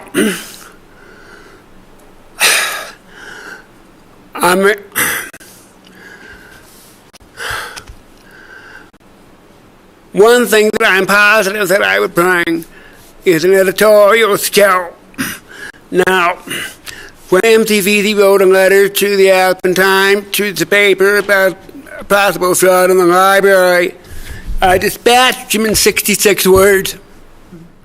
I wrote a very short letter and said he doesn't have the expertise, and that was the end of it. And the board did not write that letter, I did. Now, among the packet that I gave you, there's something Library History 101. I asked Kathy Chandler for history. If she had anything, and she dug that up. And I tapped out that summary. This is before the campaign for the mass about the bond issue and everything that went down. Now, I have a critical intelligence. I have initiative. I try to look things up before I say something. And the BOCC hasn't seen me in action, but you have. Now, just as an example, for the trail, for the Castle Creek Trail to the music campus, this is about 5 or 10 years, I don't know, 5 years ago. I waited, I usually sit next to a reporter who's taking notes, and I say, well, when does open comment come? Okay, I state something, and I leave. I don't throw things down, but I stay. I contribute a question, and I'm happy to contribute a question. Now, if I'm selected for this board, for practically the first time in my life, and the board is small, I'm sort of entitled to having somebody taking note so I can respond in real time. The whole process has to slow down for me, and it should if I'm a member. And for me, this is a big deal because most of my life, I can only talk to one person at a time. I have to have the notes. I can lip read very well if I know context, but sooner or later they have to write down a word. And in return for people allowing for that, I know something about the library and what it does. Now, last week I wrote a letter to the editor about the Germans and the Jews, and this is in response to the Holocaust Memorial, and I did that very, very quickly. I could do that for any number of issues. If I were in the board, I mean, I'd have more incentive to do it than if I weren't. Okay, David? Yes. Let's see if we have other questions. Okay, go ahead. Is that okay? Greg? I want to thank you for coming in. Thank you. And my first question, really, I think that your contributions to our community are great, and I've known you for so long and seen how passionate you are about literacy and about books and about our town. So I just want to compliment you for that. Give John a chance to type. Okay, now you have to write down what he said. You didn't write down anything he said. He's working on it. Right here. Oh, okay, Thank you. You complimented me. You didn't ask me a question. Yes. Okay. We're getting to the question. Yeah. Okay. Really, my question is, slowly. My first question is a bit of it's an aside, and this is a question we ask everyone. Are there any other positions you would consider? Because this board already has so many applicants. We seem to have everybody coming to this board.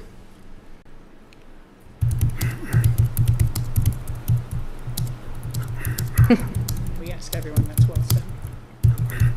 We ask everyone that. You're doing great, John.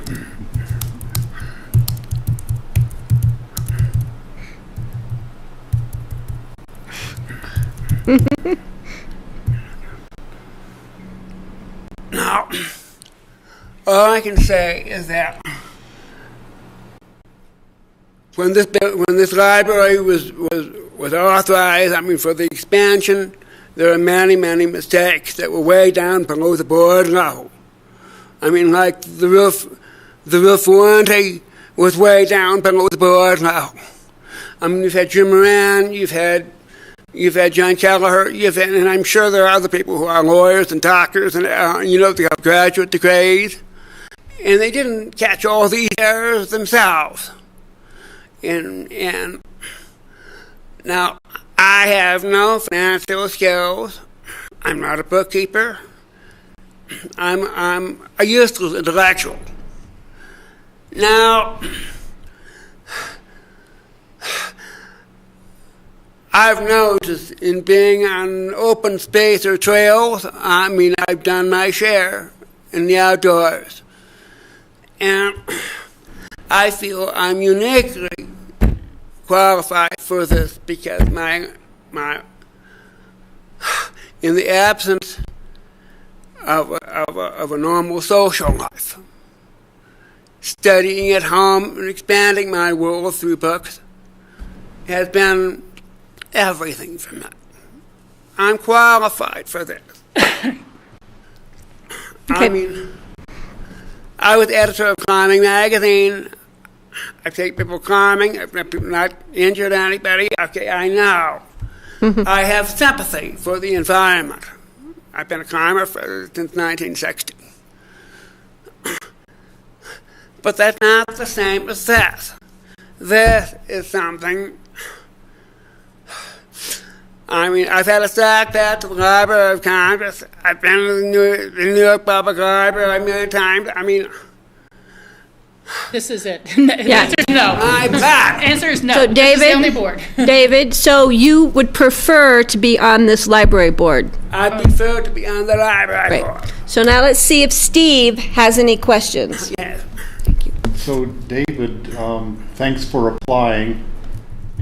I know you love books as I do. It almost sounds like you would love to work in the library rather than be on the library board. If you could pick between being on the library board or working in the library, which would you pick and why? If I would pick between working in the library and being in the board.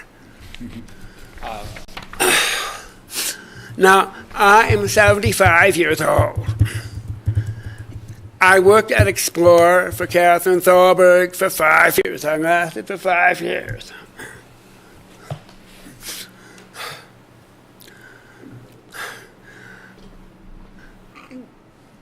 I would work at the library if I could get only 20 hours. But I wouldn't want to work full-time at the library. I'm 75 years old. And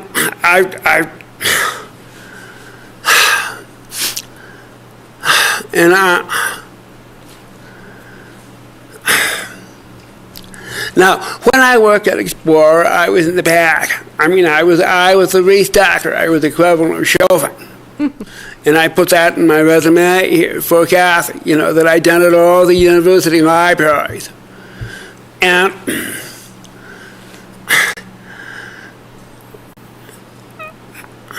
now, I don't want to be picked for the board because anyone feels sorry for me, because I know so much. I'm not being arrogant.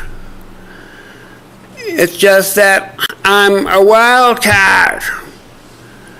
And these other people on the list, they might have advanced degrees in their intelligence, they read books, but the board did not save all these mistakes that have plagued the library, expansion.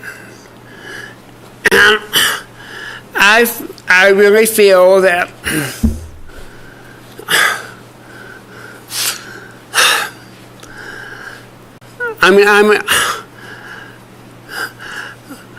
I can't ride bicycles. I can't be for the mountain bike trails. I'm in sympathy for all of it. Okay,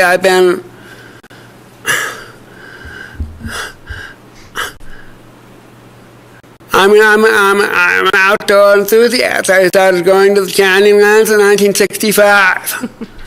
I climbed Grand 8 times, 3 times in 62, 63, and 72. I'm an environmentalist. That's all right. I know all that stuff. I was editor of climbing for about 2 years, and after that, I read the magazine for about 5 more years before I OD'd. Now,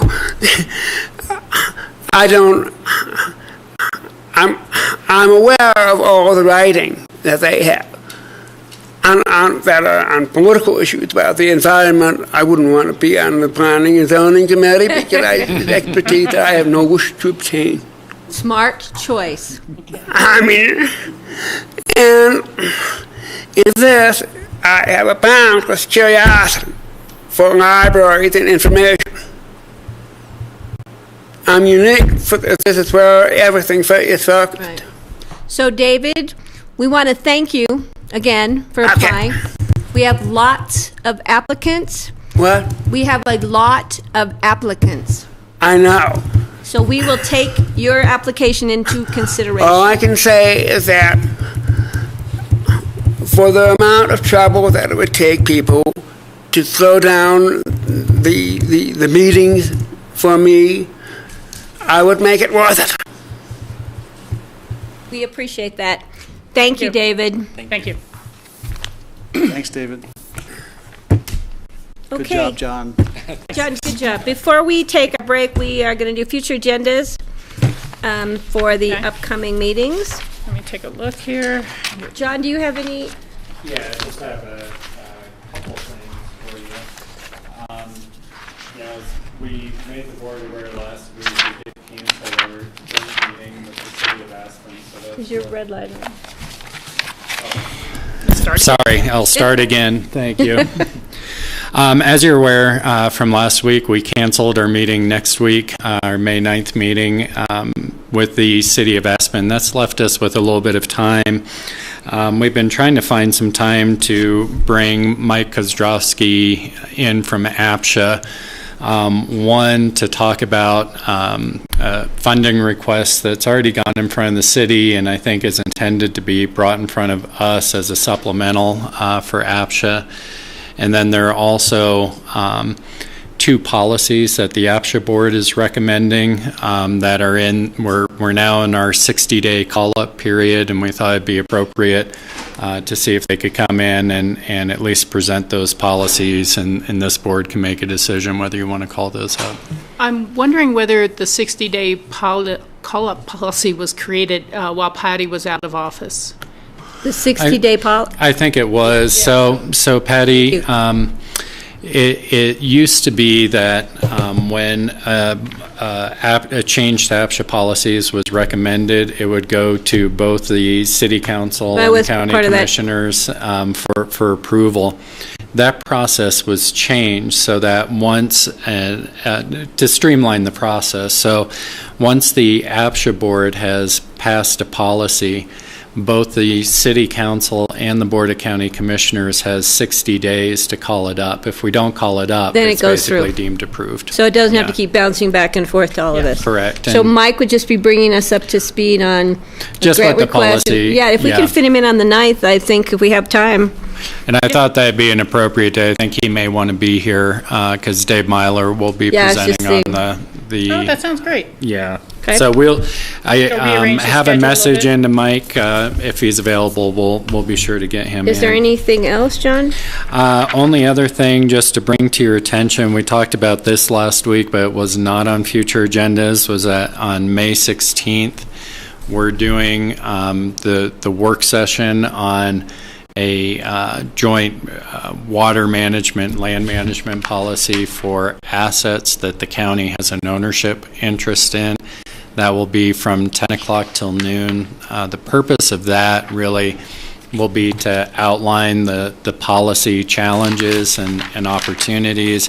It will be staff's recommendation that if the board does want to pursue a water and land management policy, that we go ahead and seek advice first from our Open Space and Trails and Healthy Rivers and Streams Board and have them go through a public process. So that is our follow-up. We've talked about different ways that we might do that. That will be the follow-up there. Yeah, Rachel? Just so I understand, so on the 16th from 10 to noon will kind of be an initial discussion, options, pros, cons, things like that, but not really a decision-making work session per se, because it's a big issue that will take multiple missions. Is it being set up so that there's any public comment?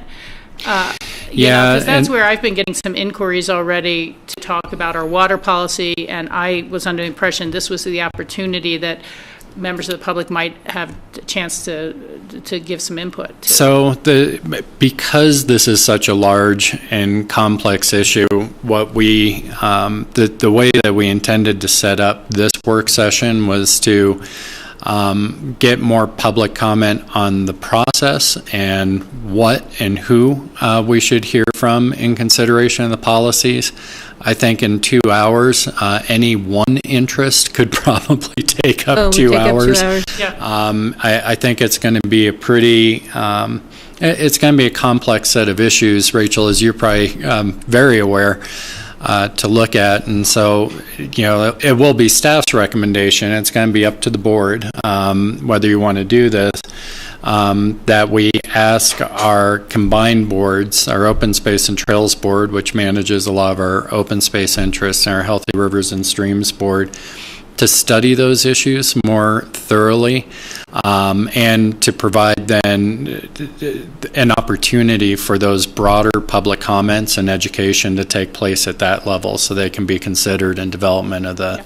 And that all makes sense to me. I just think that we really should publish an agenda for this 2-hour meeting so people don't start reading a lot more into it about what it's really about and what their involvement is or not. And, get it into the next set of future agendas or actually in our newspaper ad, because at least right now it sounds like something a lot of people are going to want to jump on, and they'll probably want to be involved with telling us how a new process should go, but we just want to make sure there's not confusion about what the purpose, the goal of this meeting is. And I totally agree, because I've fielded some of those calls myself too. And so staff is meeting later this week, so we're going to be meeting with the attorney's office and open space staff to really scope out in a little bit more detail, and we'll take under advisement how we can condense that down for future agendas so we can have a clear set of expectations for the public. Okay, great. And that's Anything all else? I had on future agendas. I just have one thing. I will not be at the work session on Tuesday, June 6th. I'll be getting back into town either late that night or early the next morning. I will actually be leaving town after I'm going to Northwest COG meeting on the 25th in Silverthorne, and just heading to Denver, catching a plane the next day. So just to let you know. Does anybody else have anything? Steve? That's also when Rachel and I will be gone, and John will be gone at CCI on June 6th. Yeah. I'm going to suggest we might need to cancel that meeting then, because we don't have a quorum. Yeah, I think that's about right. Okay. That's good to have that out there. And glad I brought it up. Yeah. I believe it's not on the agenda, but I will not be here on the 24th. I will be at the Western Interstate region. I mentioned that before. Is that's June 24th, No, right? Wednesday, May 24th. Oh, May 24th. Coming up. And I will not be at the work session of the 23rd, because that's the day I'll be flying to Oregon. So I had mentioned those quite a while ago, but I won't be here the 22nd or 24th.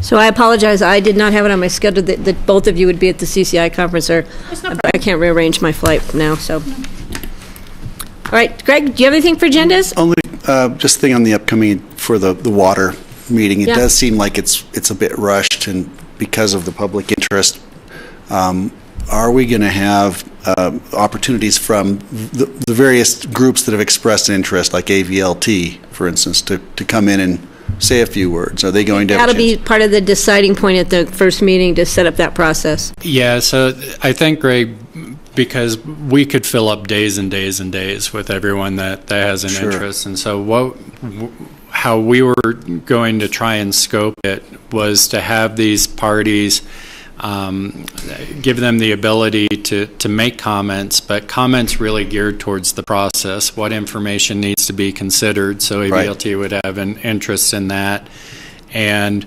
who we should be hearing from in terms of getting the different perspectives while we're developing the process. That way we can condense those comments down, and we can get on the radar screen. Then when the board gives directive, you can give directive that, hey, we would like our advisory boards to come back with a recommendation after hearing from.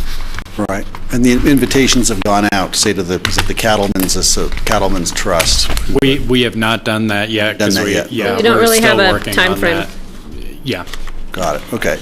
Okay. Just want to make sure that we don't hear later from them, like, why weren't we invited or included, or, how did we miss this? I don't want to hear that. Yeah, and so you guys will have an opportunity to help us form that too, in terms of the different interests. Some that you've already brought up, like the Cattlemen's Trust, ABLT, Roaring Fork Conservancy. There's going to be a number of entities.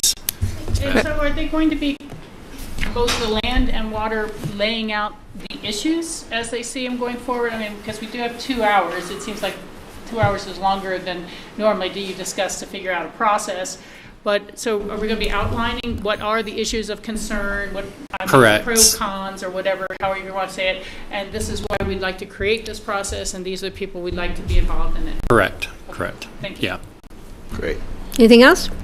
So we are scheduled for break 15. We're scheduled. Is that good with everybody? Or great. Perfect. Okay, John? Sorry, we haven't had a break.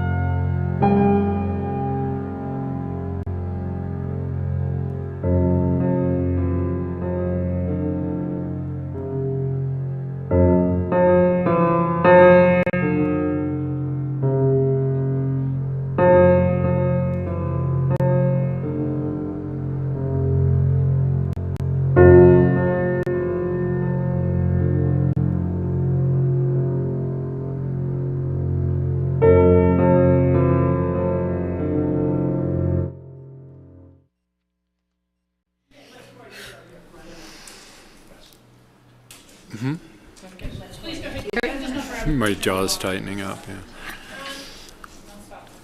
Welcome. You are returning to the Pitkin County Board of County Commissioners work session on Tuesday, May the 2nd. And we have on our agenda a facilities update.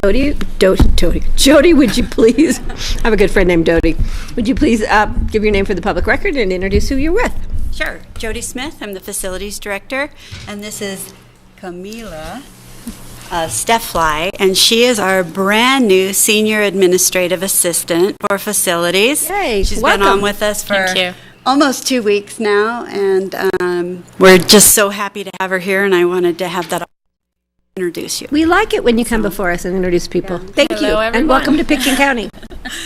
So with that, today I'm just going to give you our general facilities update. I thought I would start today just giving you a little bit of background on what we do as facilities. Just kind of start a new year. Well, I guess we're already into May, but so we manage and maintain all of the county facilities in a general fund, and some we help and assist with some of the special funds, like Solid Waste Center. I didn't list that here, but we do assist in those when needed.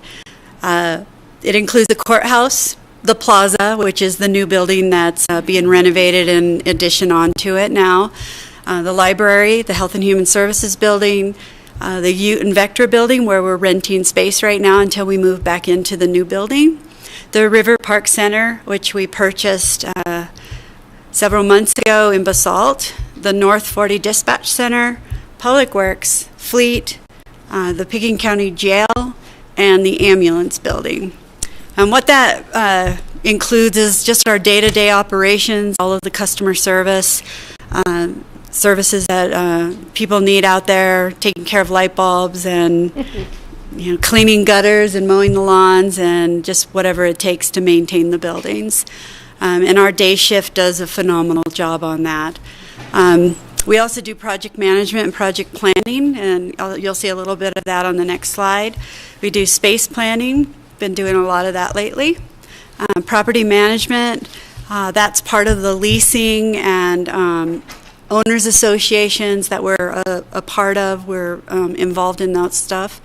And then our custodial services, which you can see all of the buildings out there, and we have 4 3/4 employees cleaning and managing the buildings at night. A couple of the buildings are outsourced, but they still manage that contract. So they do a phenomenal job for Pitkin County and the citizens. Again, I thought I would just talk a little bit about our staffing. As you know, I'm Jody, the director, and then Camila Steffly, senior administrator, as I just introduced. Introduced her not long ago. She's our new operations manager.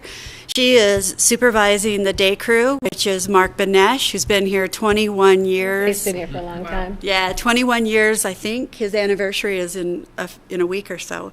Mark Mullane and Jesse Porter, and they are our senior techs. And then Arnie, or Arnold Bay, is our lower technician, and he'll be learning and aspiring to be a senior tech someday. But right now he's really taking care of the outsides, making sure everything's getting up to snuff for the spring and summer. So Raymundo Martinez is our custodial supervisor. Aleda Reyes, she's our senior custodian. She acts as the acting supervisor if Raymundo's not on shift or away. She has some extra additional duties. And then Rick Wilder, he just celebrated 9 years. Juan Carlos is also about a 9-year employee. Don and Rosa are new this year. And so that's our staff. We're fully staffed right now. We're pretty excited, and we're rocking and rolling. So some of our big rocks and the things that we've been working on right now is the ambulance. We replaced the boiler. We're just closing that out. We're getting our state boiler inspector out here. One thing we did find out is that Aspen Valley Hospital is no longer providing a laundry service for the ambulance crew. So Camila and I are working on getting a commercial washer and dryer and some plumbing put into the building so that they can take care of their laundry. And we're also looking at replacing the condensing unit. We had put that off a couple of years, not knowing what this building was going to do. I don't know how much longer it will last, so we're going to look at it and see what the life expectancy is and either replace it, is what I'm guessing. On the hospital, is it something that they wanted to rebid on price, or just they're getting over capacity and they don't have capacity for that as well? You know, I only got an email from Gabe, the director, so I haven't had an actual conversation with it.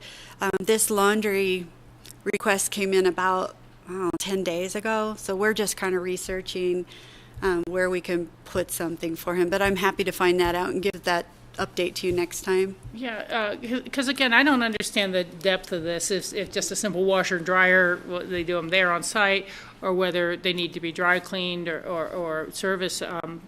But I would like to drill down on that a little bit more. You bet.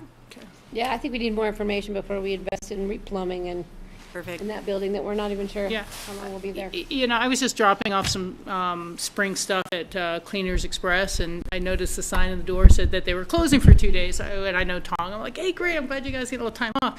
And he explained that it was more because the large hotels were closing, and they wouldn't have to do the normal uniforms on a daily basis. And so I think we should just look at all options. Perfect. We'll do that. Especially if we have a new facility that might come down the road not too long from now. Yeah. Jail chiller replacement design is in progress. I have Mary Orn, who's a grant writer for us. She's ready and poised to submit the grant application as soon as we get to that place in the design to pursue funding for that. The River Park Center. So we've been getting a lot of complaints about potholes in that parking lot. So I reached out to Road and Bridge to see what we can do. I also need to reach out to the Owners Association. We're still trying to figure out cost sharing, what our roles are in that. But in the meantime, as well, we've moved to composting at the Health and Human Services building. And I really want to investigate and look at how we can do composting at the Basalt building, given that we have 3 restaurants there, along with our own waste. So we're going to look at that and see what we can implement. So more will come on that as that progresses.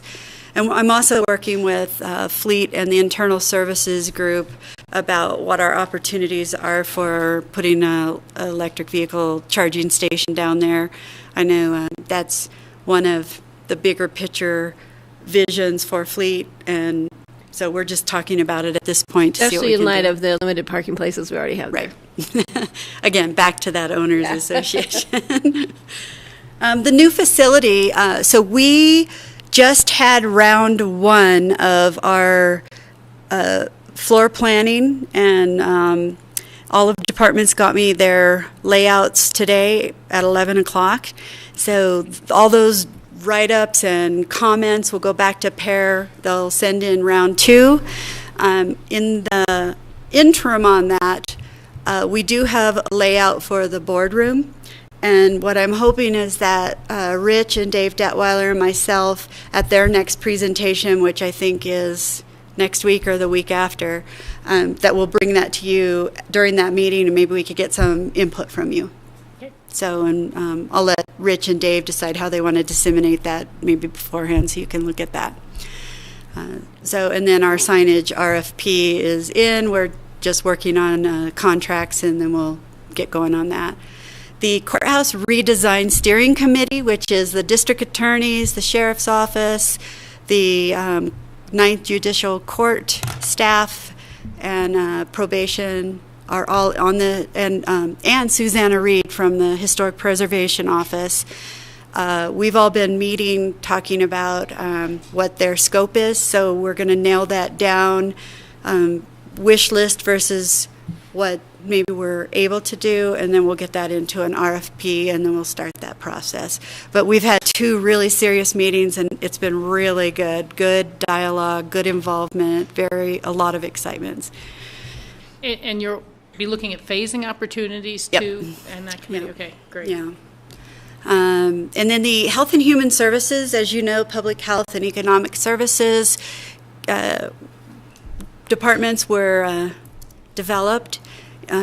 We did a renovation in the Human Services building, and that is complete. Everybody's in their space. Really positive feedback. I am ordering just a couple other little pieces to help complement their workflow. And then, but it's went really, really well. The only outstanding piece of this is that we still don't have a permit for our exterior stair, the stairs that are damaged. It's all designed, that we're just waiting for the permit. We expect to have it any day. So once that comes in, we'll start that work, but it's a pretty small 1 to 2 week process, and we'll be out of there. And then the other thing, big thing that Lindsay and her crew are doing is staff development and training. And I just kind of wanted to just highlight what she's doing with her staff is she's sending a couple different people of her, the guys that are working on the HVAC system. She's sending 2 at a time down to Grand Junction because they're at different training levels, different user levels. So she sends them down to Grand Junction, and they sit on a computer all day, and they learn real time what Pitkin County is, our operating system, and trying to bring everybody to a same level of use and knowledge. She's also going to those classes. And then we also have about every 60 days, we have somebody coming into Pitkin County, into our office, and showing us the DOAS system, which is the new air conditioning heating system for the new building. They go completely through the drawings. Once they start to put ductwork and all that stuff in, the guys will go into the building as it's being developed and trained all along the way. So that's pretty exciting for them to know how it's going to work, not just here's the key, figure it out. Wing it. Right. So, and then just really working on our outstanding customer service through the work order system, phone calls. One of the really nice things about what we've been doing is that we've had a tech of the day. So anybody that calls 537-920-5377 gets a live person. And now that Camila is here. It will either be her or one of the techs. And so really amping up our customer service so that we do get a live person, so they're not calling all the guys and having constant disruptions. So we're really excited about the direction we're going. Any questions? No, I think everybody good? Okay. Are we going to maybe have a tour at some point, mid-construction of the plaza, or? I think Rick was already proposing that. Rich is already proposing that, so we need to. Sure. Thanks. Yeah. I know that our staff are going in tomorrow at 1 o'clock. So just so they can see the empty shell, so they can see the whole, because we've really asked all of our staff, don't even go in there. Oh, of course not. Yeah. But at some point, when you want to show us the progress, I'd love to see the inside. Yeah. So that'll be rich. Go ahead. I just walked over to see the hole, and it is absolutely amazing. I mean, we've seen photographs of it, and I hadn't been over to actually look at it in person recently, and it is very impressive, like unbelievable what we can do and what we have done. Right, for the small space, and really, I was in there yesterday, and it's just a small piece of dirt that they're pulling out today, and then they're at grade. So, I mean, they're ready. So it's pretty fun. All right. Well, thank you very much. Thank you. Thank you. Nice to meet you all. Nice to meet you. Welcome. Thanks. All right. Can we take a 5-minute break? All right. We're going to take a 5-minute break. Do you have to change tapes? Change out.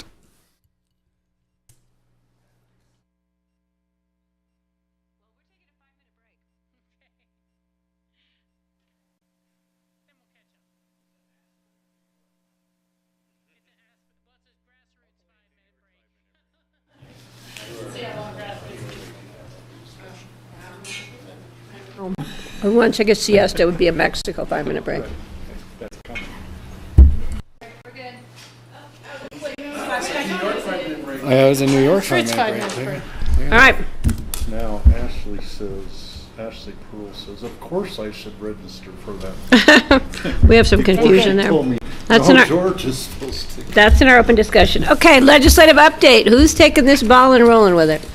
Well, by Kara? Kara to come up, this is time that we set aside really for both the board and staff, just to make sure we are tracking on issues. Test, 1, 2. Is your red light on? Is your light on, John?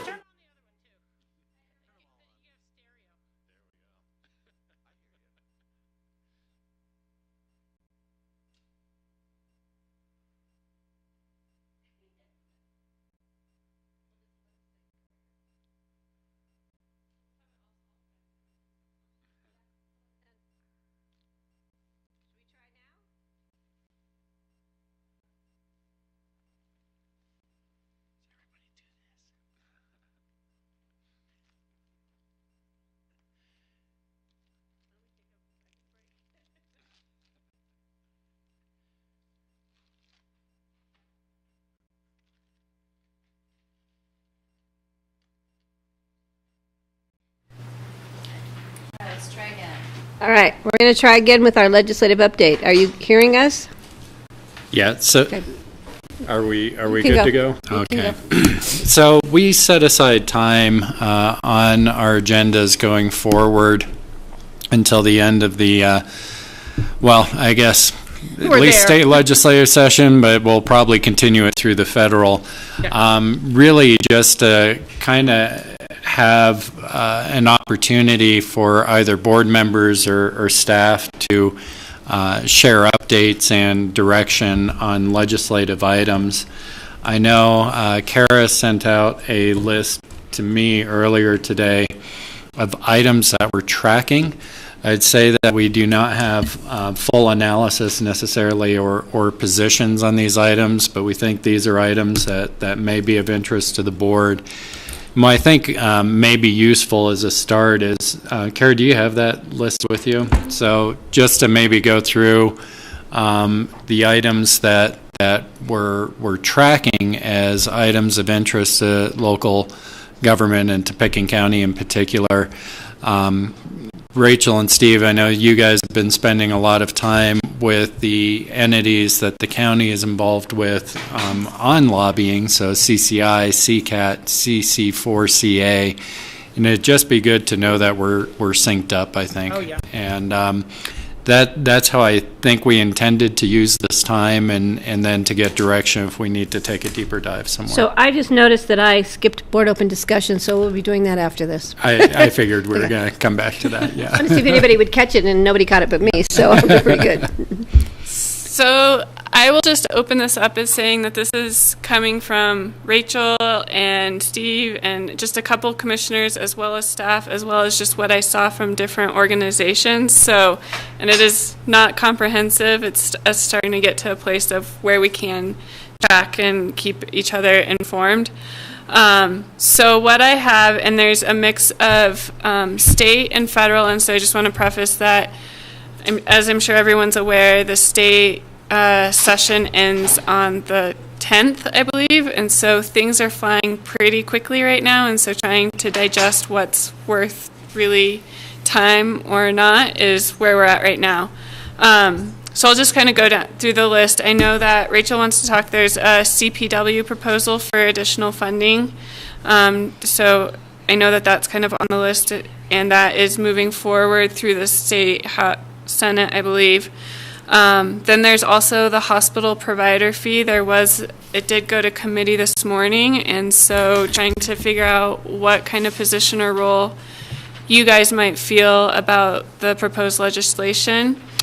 There are a couple different transportation options that are coming through in response to the other transportation bill that failed. They don't seem to have a lot of weight, but I know that it was a high priority for the board, so just wanted to bring that to your guys' attention. There was an effort to add additional funding for affordable housing in the state from document fees, and that did pass the House, but it sounds like it might not make it through the Senate. So just an update on that.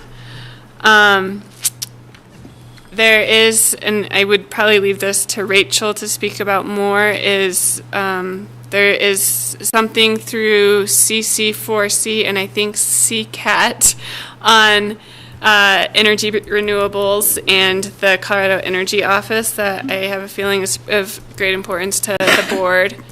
In addition, there's proposed legislation about broadband and the high-cost broadband fund and what that definition means and really if it's actually a good legislation for Colorado or not. So those are the state ones, and I'm going to stop there before I go to the federal ones. Well, we just received an email from Gary Tannenbaum about the funding for Colorado public Parks and Wildlife. Yes. The Division of Wildlife, the DOW, which Yes. I'm going to still call it. Do we want to consider any kind of letter, or are we too late for that? Or I think a brief letter would be helpful. As Gary's kind of saying, we partner so well with it. yeah, he's so got a often. good synopsis. Have you seen this? We can forward that to Kara. And It's already Kara's on the list. I did receive that one.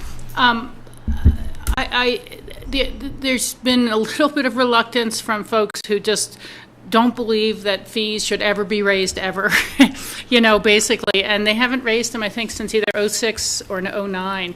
And it's just authorization to raise the fees. So they can also lower them if they're not getting the price yield out of it that they'd hope for. And the aquatic nuisance species boat sticker thing is part of it. The one condition that people were putting on was that they couldn't use any of these new revenues for purchasing of habitat or water rights or anything like that.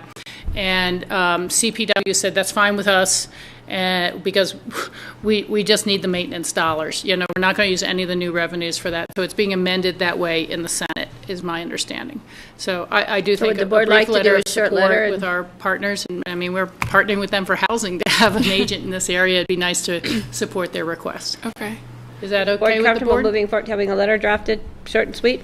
Since this is moving pretty quickly, is that something we can draft and either have the chair sign or staff sign off on behalf of the board? Can we use an electronic signature of our chairman? Yeah. Yeah, well, I'm not going anywhere this We're week, Patty, but, so- Okay. yeah. Okay. Yeah, I just want to Yeah, make it's sure you just- it's didn't just want a it fast to to come make it back. no for- pressure. Yeah, I don't on think the you need to crunch bring it days. back to us, and I'd have Gary help you maybe draft it, because he's got some good points in here. Absolutely. Great. Okay, can do that. You want me to give feedback? Yes, on I something? want, that would be great. Okay with you? Yeah, but remember, we have a 50-minute time frame, Okay. so. After the transportation bill was killed with the coalition that I told you guys about last week, one of those who killed it has introduced Senate Bill 17303, which will require 10% of the state's general fund to be transferred to CDOT so that they can fund road work. So that means 10% coming out of schools, Education and health. everything, healthcare administrators. It has no coalition support. It's road and bridge only, no mass transit.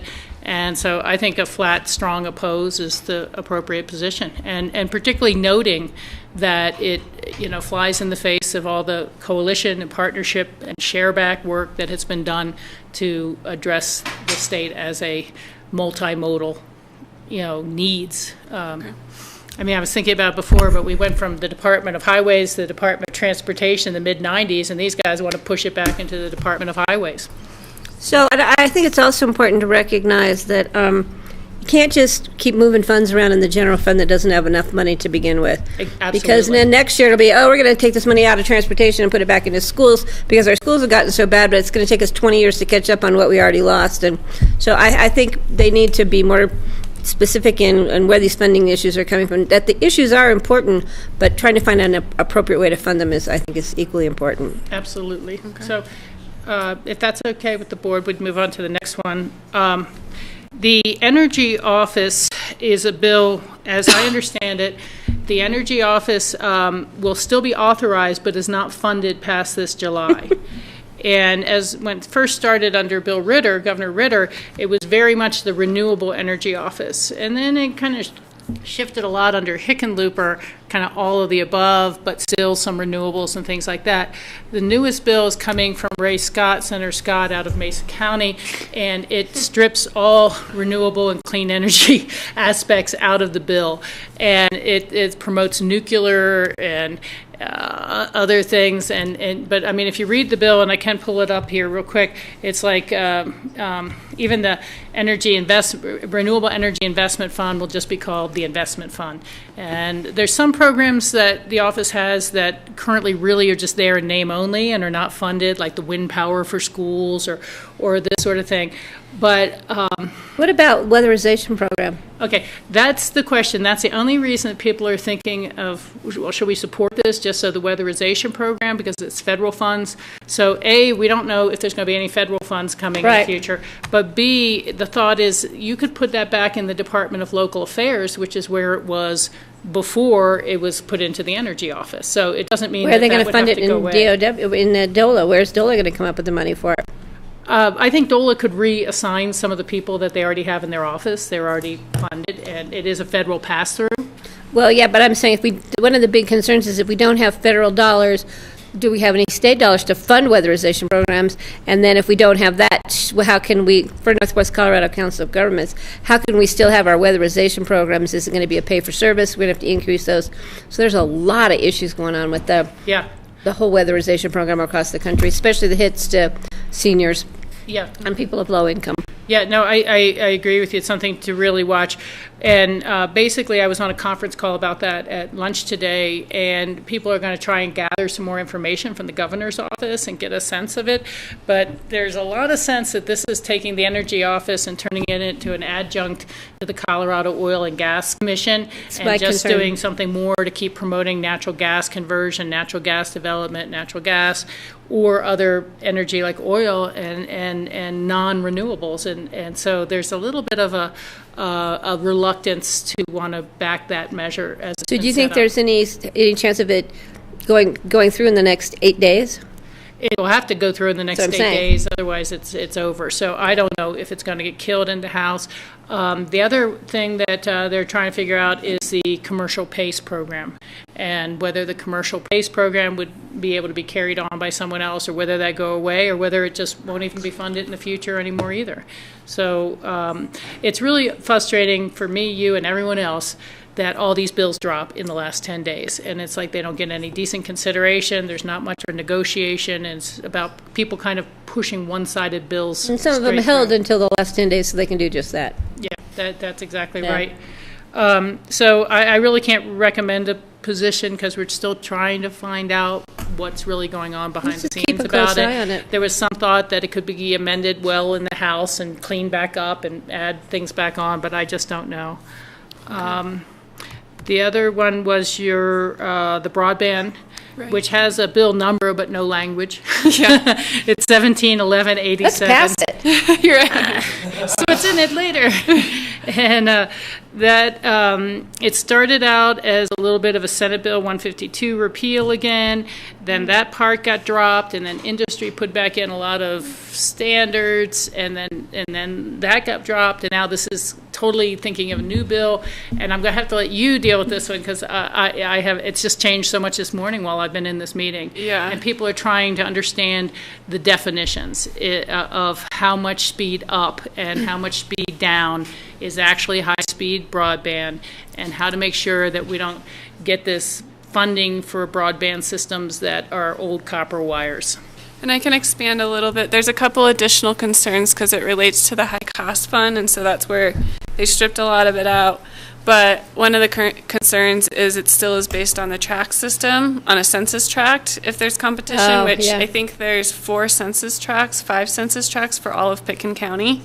So that's not going to be really appropriate measurement for our areas that are underserved, and I think for a lot of rural Colorado. So there is also some discussion of maybe proposing an interim committee to actually really address broadband instead of having these bills being introduced that really are... that might be an interim committee that makes sense. Yeah, so I think that my recommendation would be that we watch that, and if it does come up with an interim committee, being able to support that as long as it has equal I representation. was going to say, and then let's keep an eye on who gets appointed to that. Yeah, I understand right now there's requests for 28 different interim committees, and they have funding for 14 The interim committees, they approved only 4. so far. And one of them of note has to do with, it's the courthouse study, which is. Courthouse funding from the state. Funding, yeah. But so then that- counties should give the and I courthouses don't- back to the state. Know whether they should start paying Yeah. for maintenance. And I don't recall what the other 3 were, but I can look that up and bring it back another week. Well, in the last bill, that kind of brings it around to that housing documentation fee. And I thought you'd really like this, Patty, because it's similar to a transfer tax, although not really. The Senate's going to kill it. They just have a really strong real estate home builders lobby who tend to think they have no connection to affordable housing crisis in the state. But it is everywhere. They are asking for this to become an interim committee and to try to work on something to bring more consensus back next year. And so there is a formal request in for an interim committee. Perhaps we could do a letter of support for that as a large issue. As long as we get somebody who's supporting bringing real estate transfer taxes back.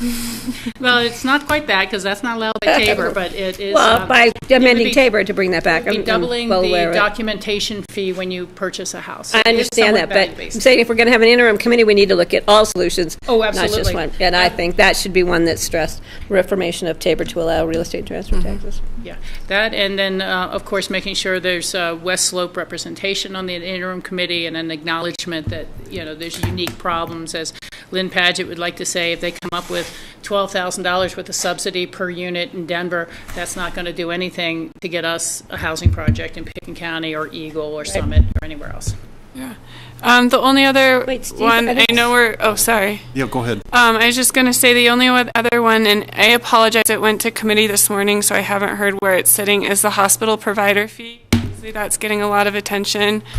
Some of the associations we are a part of seem to have some conflicting positions on it because there is concern about the potential of it pulling from the severance tax moving forward. So I don't know if any of you have an update or thoughts on that one.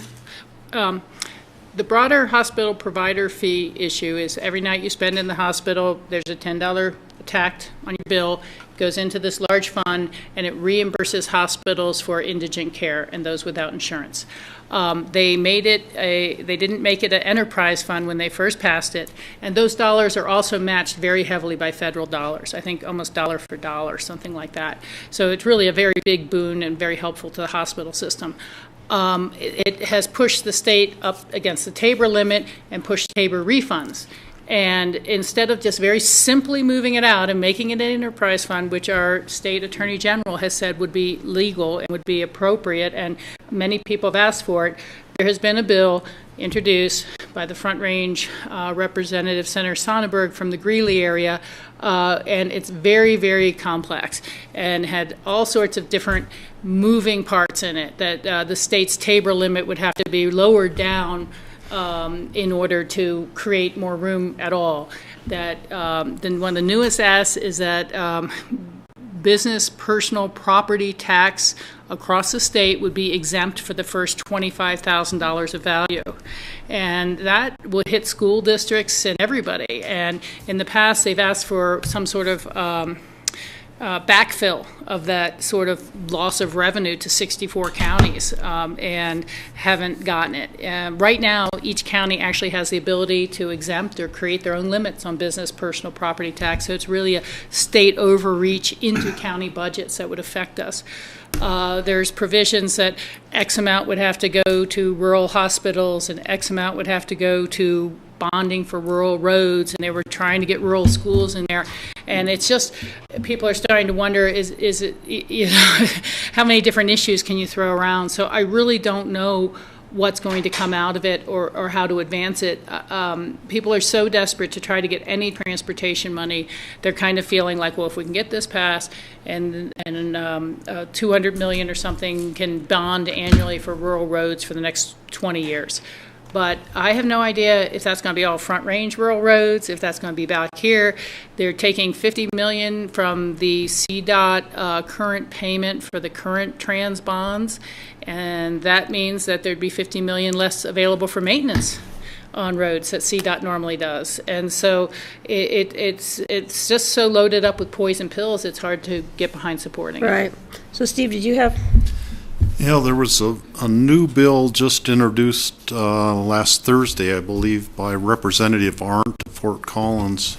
It's House Bill 1366, and it has to do with measurable climate goals in the state climate action plan.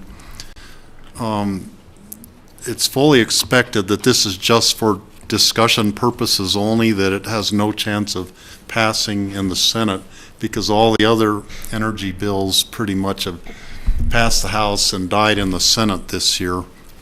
But it was intended to bring up the discussion of the importance of climate action on the state level, and not anticipating that this is actually going to pass the legislature.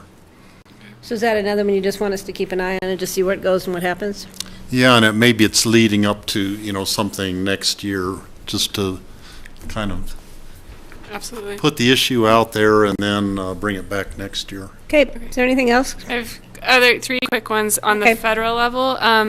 We did resubmit our letter to the federal delegation based on the reviving the American Health Care Affordable. I can't remember. Go around. Yeah. Zombie Trump Care is easier with it. So we did submit it, but it does appear that it may be going to a vote tomorrow. So just wanted to give you guys that heads up. I thought it wasn't going to go unless the Republican side knew they had all the votes they needed. Yeah. So I got something this morning that said that they might be going to a vote tomorrow. Okay. Definitely keep it. Well, we'll hear about that one, I'm sure. Representative Tipton's office if you have concerns about that. Yeah. Yes. And then the two other quick pieces. Senator Gardner and Representative Tipton did actually submit proposed legislation today to move the BLM office headquarters to a western state, with specifically requesting not specifically requesting, but highlighting the city of Grand Junction as a preferred site, but it is open to any western state. So that was just introduced today. So they want to take the federal BLM office in Washington, D.C. and move it to the western states somewhere? And so we can keep tracking that. I just want to see how it moves along. And they're going to move EPA over here too, and then we'll move FEMA, and then... Yeah. I think their sentiment is that, well, look, here, the west is where all the BLM surface land is, and they do all the leasing for the fracking and the White River Forest and so on and so forth. At the most recent, I heard Gardner's staff kind of introduce it, and I think it's a little bit of a feel-good measure. I don't think it's going to go anywhere when you think about, people losing revenue from where it is. Well, having to move all those people out here and have to build them a building. Well, and that was the other thing, is that I heard from the director of Club 20 said, ultimately, if they actually moved it out west, they'd probably put it on the Front Range down in Denver. It's not going to become an economic driver for the West Slope because of travel commitments and things like that. And the other thing is that the Bureau of Land Management does all the leasing of subsurface minerals of the U.S. across the country. So whether it's Pennsylvania or Ohio or anything like that, they have just as much interest over there in minerals as they do here. So let's just follow that one. That's interesting. Yeah, I think that's a monitor in my mind. Oh, yeah. Absolutely. And was that it? One more? That's it. Steve, did you have anything? Because we need to move to open discussion. Yes. I looked into I sent out this morning a thing about the climate. We're moving into open discussion yet? I want to wrap up legislative. Well, legislative. Well, one final thing on just the funding bill that was passed in the U.S. Congress. Pretty much carried forward. Almost all the funding that's been there is being carried forward through November at this point. All the press about all the major cuts to the EPA, to the community block grants, to all these different things. The funding is mostly retained at this point. Wasn't that a matter of we can't pass a budget, so we got to just take the old budget and move it forward? They did do a 10-day to the end of this week continuance of exactly what you're saying, Patty, And then the paper said there seems to be a deal announced between Schumer and Ryan that they'll vote on later this week. You really never know until it passes if it really happens. Yeah. Or if it gets modified. So we may be, the ramifications of that could easily carry forward into our next year's budget, but for now, most of the funding appears to be intact, so. At least until November. Yeah. Until Okay, November. anything else? Kara, you're good? I'm good. Thanks Okay. a lot. Thank you. Open discussion. John, do you have anything? I actually don't have anything Steve. yet. Okay, I sent out the email today to everybody about the Aspen Compact of Colorado Communities, where they're having the summit on May 18th and 19th. And I emailed to Mona just to find out, and she said George is going. Mona is going to be on vacation, so she will not be going. And then Cindy Hubin said she is going. Then Cindy also just checked with Ashley Pearl at the city to ask whether I should go or not, since I'm our connection to the CC4CA. And Ashley said, of course I should go, which that's not what she indicated a month ago. Well, we only get one elected official from this board that goes with one staff member. I think George was in because of his involvement with CORE, and George is being the chairman, that he was going to take that. So when is this? Well, it's not Colorado Communities, it's, No, it's 18th international. and 19th. So this is a City of Aspen initiative. Yeah, it's a mayor's initiative is what it Anyhow, is. Ashley said that I should go too, but I think if it comes to, George should be our official spokesman, I think, since he's chairman. Mm-hmm. I think that would make sense. And I mean, maybe if I it's- could just go and be there for the personal connections and. If it's an either or, then I think Patty's right. It would be George as chair and our core rep. If both can attend, I think it'd be great. So we need to find out. It's my understanding it was only supposed to be one. I think So- maybe changing it Is that what because you of thought? attendance. Yeah, why don't I just email that down. Ashley and I'll confirm, and if the intent is just to have one elected official and, representative from the county, then I think we had that conversation. But if it has changed, which I'm just looking at the email, it looks like it might have, I don't know that there'd be any conflict with having, two. Yeah, let's just see what their rules are before we break them. I'll shoot an email right now. Okay, and if you could let me know, I'll hold off registering for it until I hear from you, John. Any other open discussion issues? Greg? Couple of things very quickly. I've been contacted by a local photographer in town, Michelle Cardamone, who would like to do a story on welcoming immigrants and involve and receive the blessing of the county and the sheriff for a series of photographic portraits that I think would illustrate the relationships and the culture that we have here and that we appreciate regarding our immigrants. And as long as we stress in that the diversity of our immigrants. The diversity. And so I just wanted to warn you all, she's probably going to be coming forward. She'll probably contact some people on staff and on board, and I've encouraged her to go forward and talk to the sheriff about this as well. And it sounds very exciting so far, and everyone seems to love the idea. I think it's a great idea. The only thing I have a little bit of trepidation about is we seem to see ICE using everything like that as a targeting mechanism. We just saw these papers in this photo essay of this person who lives in Carbondale, and the next thing you know, they're trying to find this person who lives in Carbondale and deport them. So Have to be very careful. I think there's some real we issues might there. have to do I think her sketches. conversation with Joe is Right. important because that's the last thing I think we want to have come out of this. So why don't we run it by Joey? Joey? Focus on our valley more often because we seem to be flying in their face or something. Why don't we run it by Joey and see Yeah, how he's he the feels first like one. we would be comfortable? I think he's back in town now. Well, and there's also opportunities, I think, for folks who are here legally to participate in this Oh, also. certainly. Right. Yeah. Oh, Right, yeah. certainly. And, so that's on the horizon, and Joey's the first point Yeah. of contact. Stop, yeah. The next thing is just wanted to point out that remind the public that there'll be a public comment on the Prince Creek, the bike trails, the open space and trails open house, May 17th, 5 to 6:30 p.m. Carbondale Town Hall.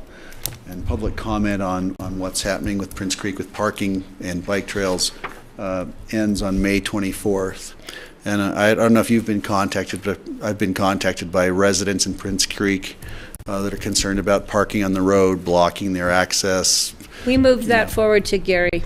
Yeah, so that's been, Gary's been in touch seen the with that letter. Yeah, constituent. but I just wanted to point out, make sure people understand there is an open house coming up, and that we're moving forward on that. I think there was an article in the paper today, was it? I think. Yeah, so anything else, Greg? That's it for me. Rachel? I don't have anything. And I don't have anything. So we are right at, we're 3 minutes behind schedule. You're doing great, Patty. Good job, Patty. So we are moving on to our department updates, and it's our budget and procurement update. We are so excited. Need to set this up, and I think that Pressridge is wanting another couple of minutes here. She said we're good. Okay.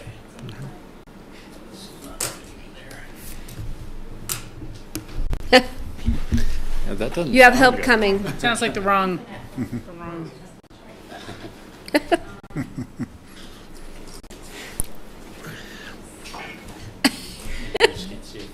Can you see it from there? No, I should have put it right in there. I don't know. Takes I a oversee woman. IT. Yeah. That's not a good sign. Let me get this up. Okay.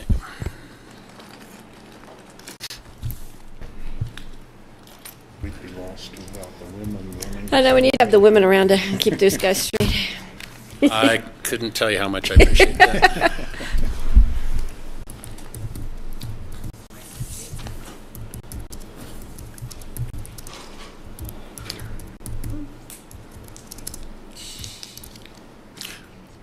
All right. Well, then it's even worse.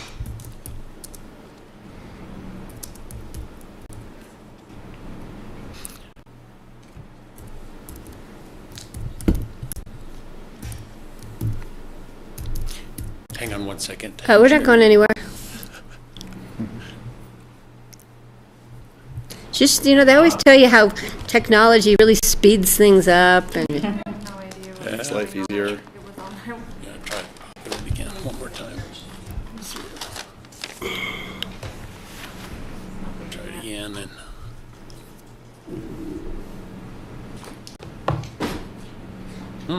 your folder is empty. That is not true. There's a lot of presentations on there. It's just not reading it. Wonder if we could. Hey, Patty, maybe if we Yeah. take a break Yeah, for take a a- few minutes and we'll see if we can resolve the technical difficulties. Okay. Does that work for you? Either that or can we just talk? No? We have spent a lot Spreadsheets. All right, well, we'll give you some time, but it might cut off your time at the end because we have P&Z coming in here at 4:45. Yeah. I wonder if I can use my laptop. And we have to be out of here. Yeah, I've got my laptop. I don't know if we can plug that in or not. Yeah, I don't know. Maybe it's this. Restrooms, we're going to take 5, please.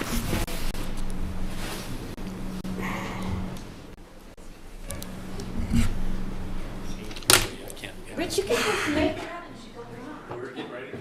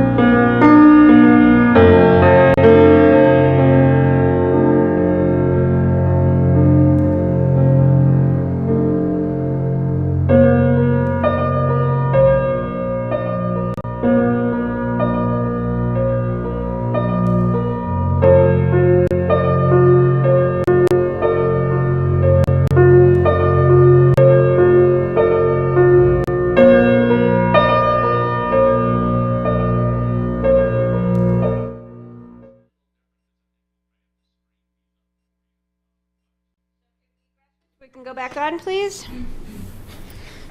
All right, so we are going to do a presentation of our, is this budget and procurement update? Well, this is internal services. Okay.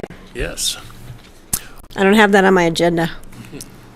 Sorry, you got to come back next week. Well, thank you. Sorry about that little delay here. Commissioners Okay. Rich Engelhardt. I'm the Not a Chief problem. Operations Officer for Pitkin County, and as part of my responsibilities, I get the pleasure of overseeing our internal services departments. And with that, you just heard from Jody earlier, who is overseeing facilities.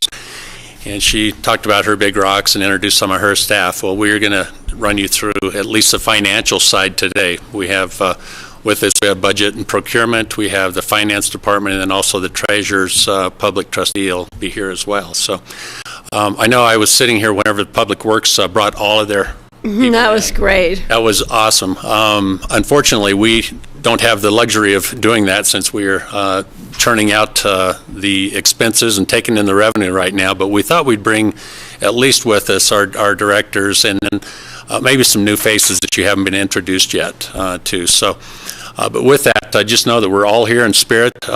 We've got a great support staff that, like I said, are behind the desk right now just churning the work out. But Internal Service Department is made up of what you see on the screen here. We've got really 6 different departments. It's finance, the treasurer, public trustee, which eventually is going to be rolled into the finance department, but right now it's a separate function. We have budget and procurement, human services, BITS, and facilities. And then I had an additional bullet point put up here that one of the responsibilities for internal services is new project, being the owner's rep and representing you all, our county manager and commissioners on these projects. And Rachel, I heard you talk about wanting to get a tour earlier. I just had the pleasure of walking that with Dave today and going through the building. And we really need to get you through it and let you see it since it's already gutted. We've got a large hole, and it's exciting to see it to this point. And so we'll start setting that up. We're also going to do the same with a number of our staff. We're getting ready to lay out some of the spaces that Jody had talked about and just bring them through and double check that. So we're starting to really roll on this. Still waiting on our final permit to get that going, but we're assured that it is going to be taking place without delay. So what I'd like to do is kind of reflect back a little bit. We have been, I think you could call what we've been going through maybe managed or controlled chaos for the last 9 months through this reorganization. We have added a lot of new people. We have restructured, and under the manager's direction, we've had the opportunity to really reform what internal services looks like. And with that, we phased in the different departments. It used to be under the assistant county manager into internal services. So over the last 9 months, we've been slowly working on that. I've been educating myself on the functions that we have been using here with the county. But more importantly, I think our first step as a group was to get ourselves around the table on the executive team, with the executive team, which are John's direct reports. And I think that's really helped us from a communication standpoint to really understand each other and what we're doing. So that was one of our first moves. Our county manager held a retreat, brought us all together. We talked about this strategic plan, and this all starts with you all. And really, we focus a lot of our goals, and you'll see our rocks that are centered around this strategic plan. So we held our first retreat this past February. It was the 23rd of February.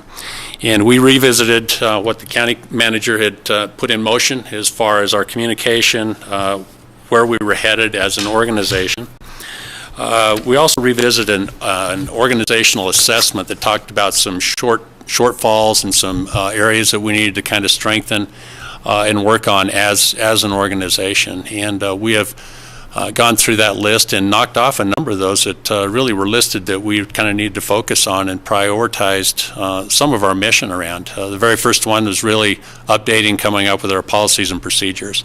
And that was quite an undertaking in itself. And I know that Kara and Phyllis had, along with John, had already started that process. It was just a matter of really trying to get that out in the organization. So we've got policies and procedures now that have been updated, and then we're continuing to work on those. But that was a major accomplishment.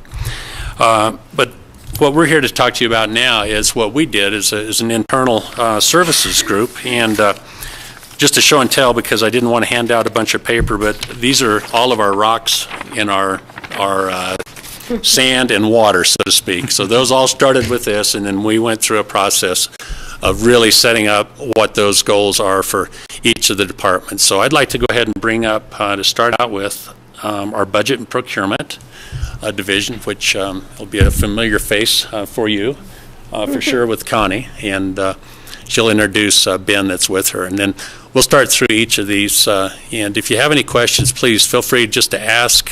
But this should give you a sense of what's on the horizon for us and where we've been. So with that, Connie. So I'm Connie Baker, the budget director, and this is Ben Ferrara, our county procurement specialist. And so we're here to talk about our budget and procurement department. This used to be under finance, but as Rich mentioned, we have restructured a little bit, and budget and procurement was pulled out as its own department. But of course, we are linked very, very closely with the finance department and co-located with the finance department.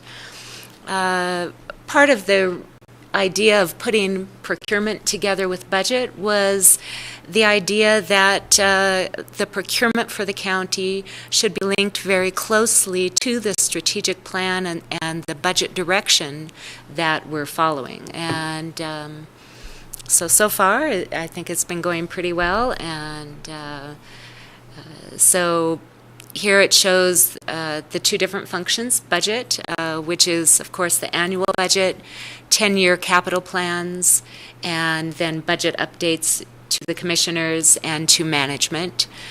Procurement, trying to maximize the value of what we're spending, using an open, fair, competitive process for procurement. We have 2.5 FTEs in this department, myself and Ben, and then Katie, who is our procurement contracts manager, who is just half-time.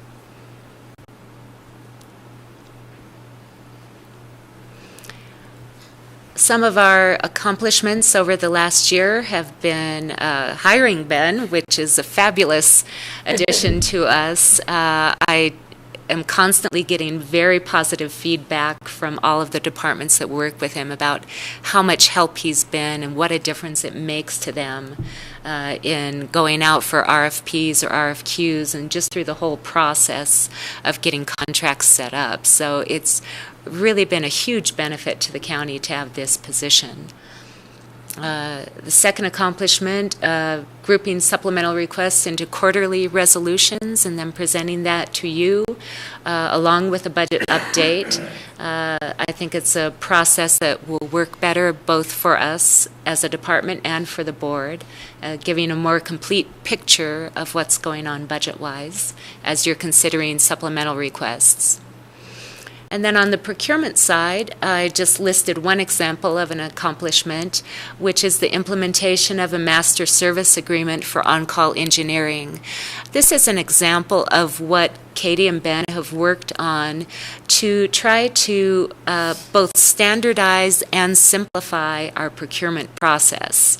The standardization is really bringing all of the various parts and pieces of the county into a process that is open, fair, a process that follows rules that everyone knows that we're following a certain procedure. But then we don't want to make it more cumbersome for our departments, so we are looking for areas wherever possible to simplify this process. So a master service agreement is just one of those, and I know Ben is looking at other opportunities of where we can make things easier for our departments in this process. If I could ask a question, we do have a small local preference for bidders of certain types of contracts within the county code. Is that within 5% or within 10%? We do not have a local preference anywhere in any of our RFPs. We don't have it in our procurement code as well. I was under the impression that we did at some point in time. We may have. From what I've seen, there's no local preference. Yeah, Rachel, since I've been here and looking at the codes, there was not a local preference. I believe there was a conversation about local preference prior to me arriving, so that was over 6 years ago. A lot of times what happens with the local preference in the codes is actually local businesses that may be serving in other jurisdictions oftentimes oppose the local preference because they feel they might be shut out of other areas. Get shut out. And so a lot of entities that spoke about local preference actually decided not to put them into their procurement codes. I do not know if that's the history here, but I'd speculate that if it didn't get included, it would probably be something along those lines. Yeah, I think that maybe the city has one. I don't know, but it'd be nice to inquire and see how that's played out. We do have a lot of small local businesses that struggle at times, and you'd like to think that when the county is doing, various small construction or contracting work, that those local folks have an opportunity to get in, and they often have a hard time matching what a out-of-towner can do and something. So at least for myself, I'd like to look at that. Good. Anything else? In the future work session or something. Okay, we can keep pros going. and cons. And Rachel's comment actually flows into the second bullet point on this slide. One of our goals is an updated procurement code, and Katie has taken on this project, but we have a temporary delay as Katie is on maternity leave. So a different kind of procurement. So towards the end of 2017, we may be bringing that back. Other challenges and issues that we're facing, high demand for procurement assistance. We created a position, and now that position is quite busy. So I suppose that's a good problem to have. And then the last one is that half of my time is still spent on accounting duties. The plan had been for me to switch over entirely to budget and to have more time to really fully do everything that needs to be done in that area. But we just don't have the capacity yet. And now, is that just the maternity leave, or is it an additional vacancy? No, it doesn't have to do with, and it doesn't have to do with vacancies. It just is a matter of staff capacity. And doing all of the human services, accounting, cost allocation plan, some audit duties, and grant reporting, other areas. So still just struggling with the capacity in our departments. And one of the things that we're looking at that'll probably be part of a future board conversation is, what are smart ways for us to add capacity? So, for example, when you look at the human services and health, and this was previewed a little bit when we did our last health board meeting, are we leaving money on the table by not having capacity to really analyze how we're doing reimbursements, what models we're using to account for time, and those sorts of things? And so oftentimes, by being thrifty on those kind of positions, you actually forego revenues that could otherwise be coming into the county. So one of the opportunities we're looking at right now is creating some accounting capacity there, with the idea that, and what we're analyzing is, can we expect over the next several years that may pay for itself through increased drawdowns because we're accounting for those costs in a more strategic way. No, I understand those, your expression of thoughts there, but we need to be really careful, because every time we turn around, we seem to be considering adding more FTEs. At the end of the day, that's a huge burden, and we as elected hear that from our constituents. The government is growing. Why do you have so many employees compared to what you had last time? So we need to have good grounds to get that support from the constituency, from the voters and the taxpayers. So it kind of is a dilemma for us. Yeah, I agree with that. I'm trying to think, I could be wrong, But didn't we recently kind of move a lot of the financial functions of the airport instead of being contracted out internally? We hired somebody at the airport to handle them, though.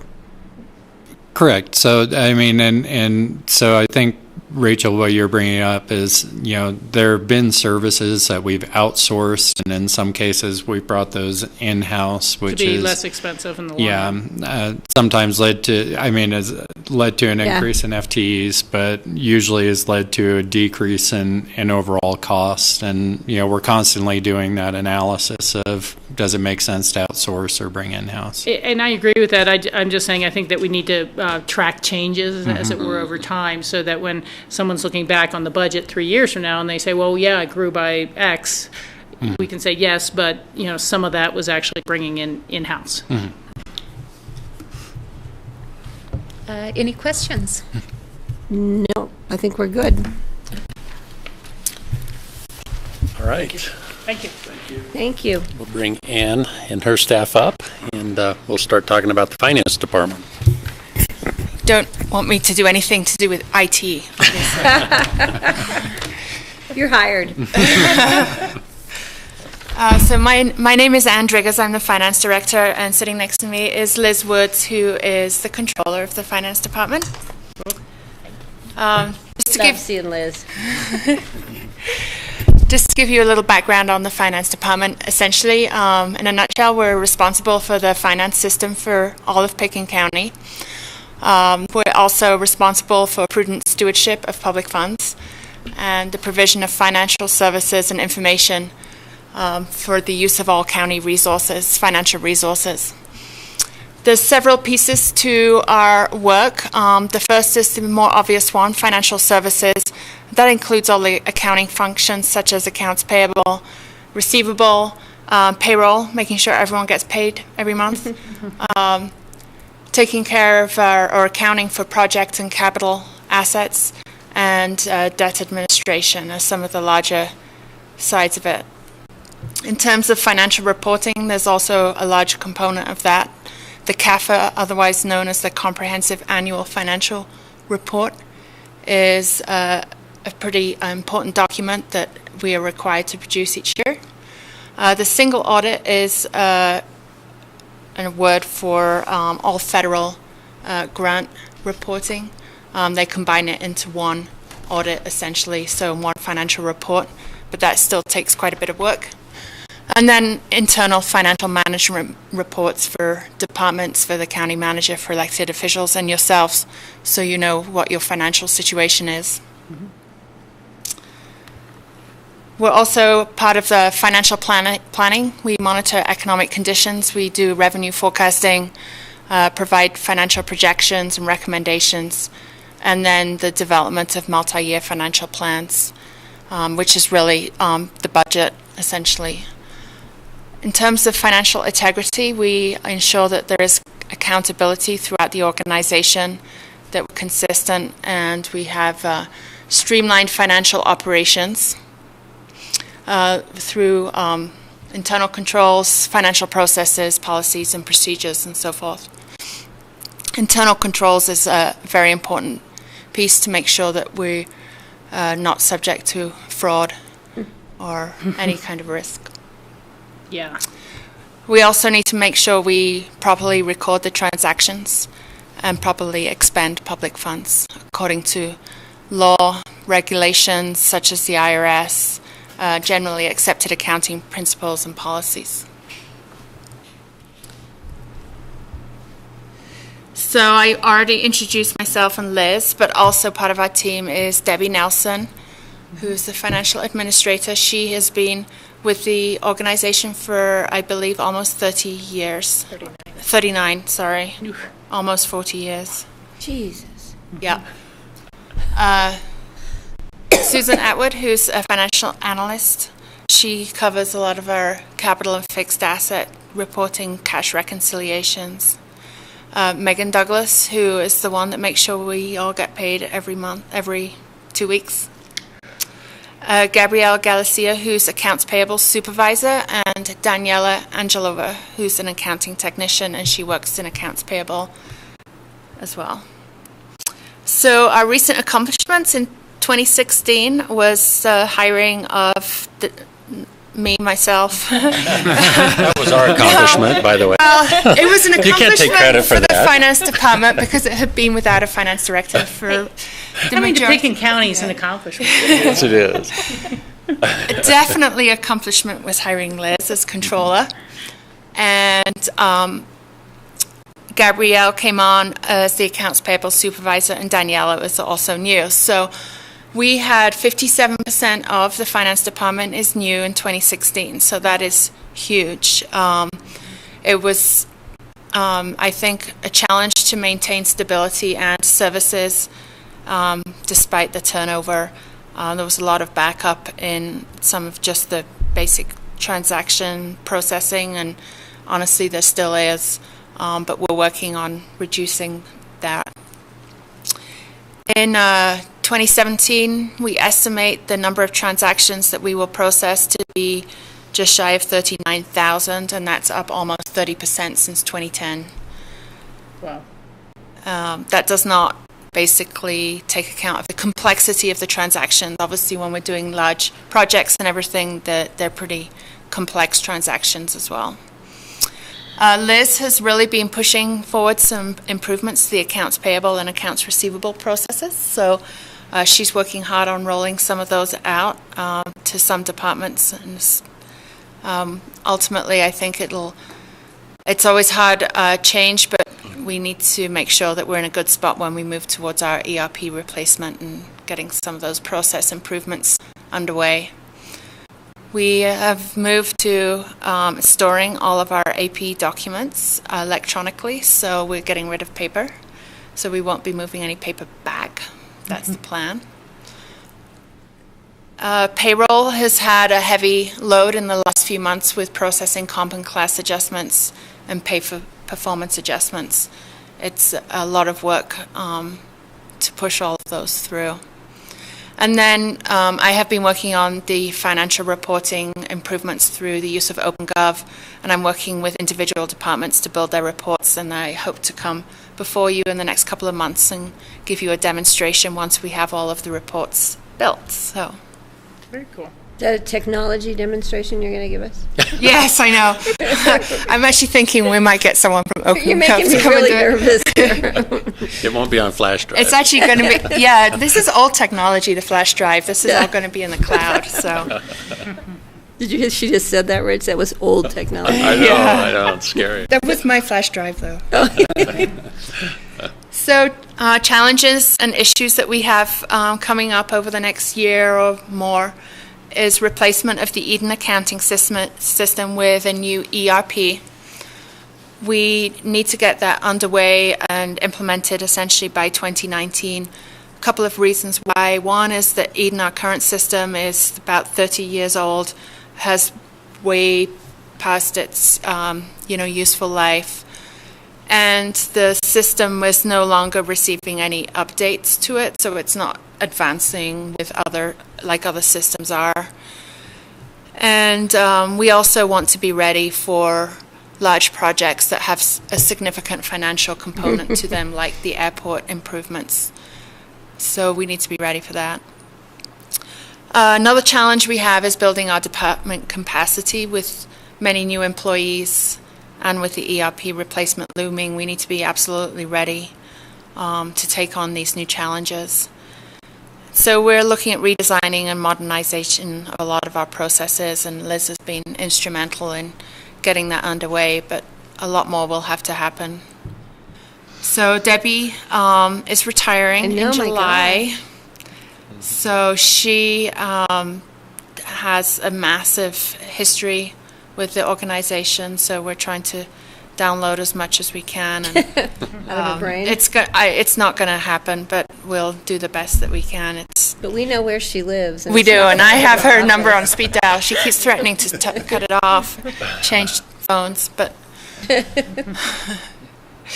So we're looking to really evolve the department, improve the service levels. We know that we've had some challenges in terms of just being able to process the number of transactions that are going through. Some of that has to do with our processes and them not being as efficient as they could be.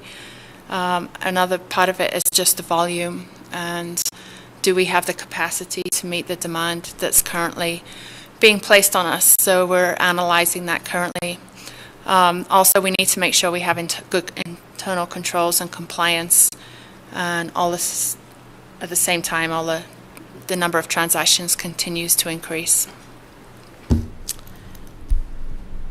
So we're excited. We have a lot ahead of us, but that's pretty much in a nutshell what's going on in the finance department right now. A lot more to come. If you have any questions about all the fabulous things Liz is doing, she's here to answer.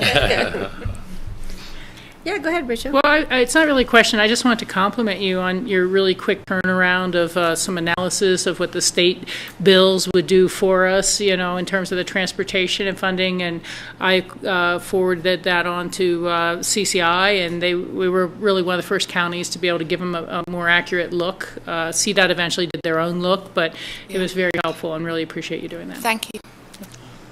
I like doing those, so send them over. So this might be a question for you, John, but since John Redmond retired, and now we've had a huge turnover in the staff, was that a result of John retiring and people had worked with him and just felt like it was time for them to move on also, or what's the story? You know, I think it was a little bit of the perfect storm, you know, with accounts payable. We, you know, had an individual that I think had an opportunity in Denver, and both personal and professional, and it turned out to be kind of a timing issue, and you know, so it was just a period of turnover there. There's a lot of change happening in the organization right now, Steve, particularly with the size, and as Ann was pointing out, the complexity of projects and transactions. And I think as we are adjusting to that change, some folks decided that it was probably time to move on to something else. Mm-hmm. And yeah, the similar thing happened at the airport too when we changed the director there, that we have a lot of new staff on. So that, I guess, gives you, Ann, challenges of having new staff to train in the new systems, and that adds to your complexity of your job. The other thing that I think, you know, is on our radar screen is, you know, and as we're going to be experiencing again in July, we've got a pretty large portion of our workforce now that's getting within that reasonable shot of retirement. Older? We're all thankfully getting older, right? And you know, so we have a young lot of now. long-term employees, and we're reaching, I think, Steve, you know, in some cases is retirement, in some cases life changes, and we're going to continue to experience that over the next 3 to 5 years. Mm-hmm. I would only add that all of these people left before I started, so. Well, maybe that's why. They just didn't know. Yeah, they heard about me. They didn't go to Garfield County, did they? Well, if you have no more questions, we'd have one more. How are we doing on time?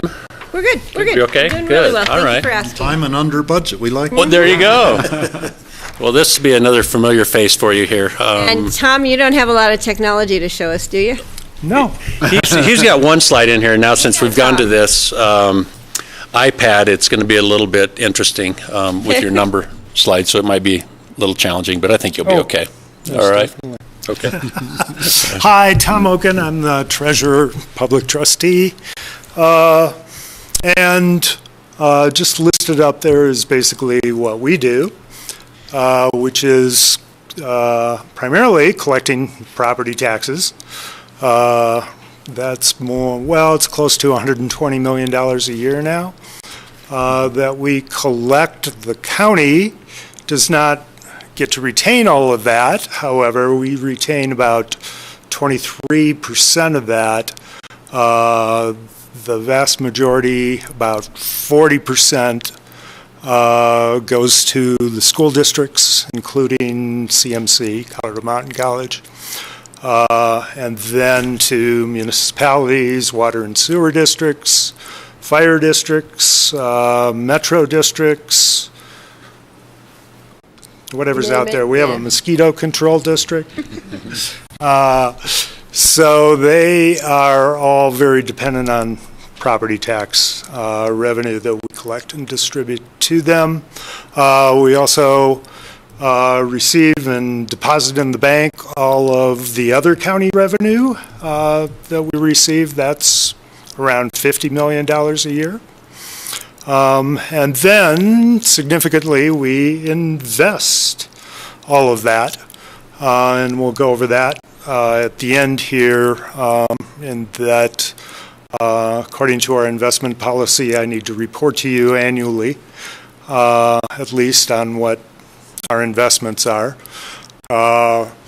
Then we develop financial resources. What that really means is, as you know, I've been involved issuing debt for the county in order to finance our major projects.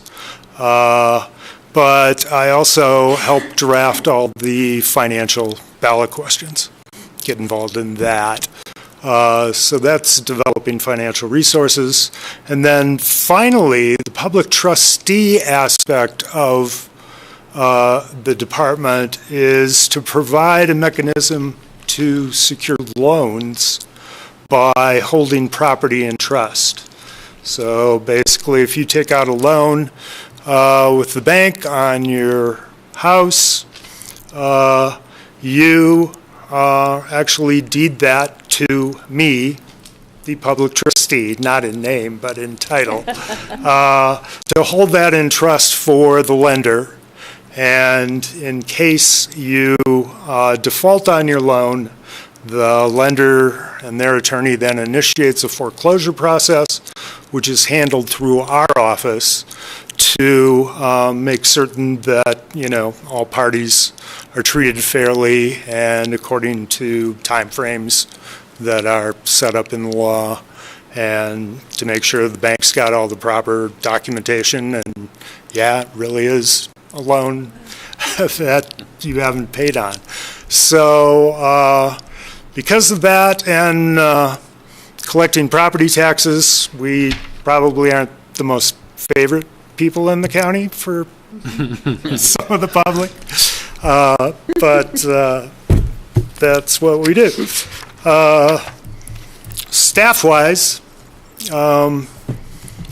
I really don't do any of the processing in the office of all those receipts.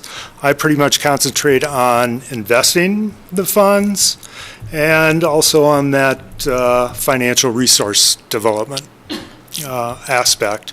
So about a little over 3 years ago, I had a total turnover in my 3 staff in about 3 months' time. Everybody was gone.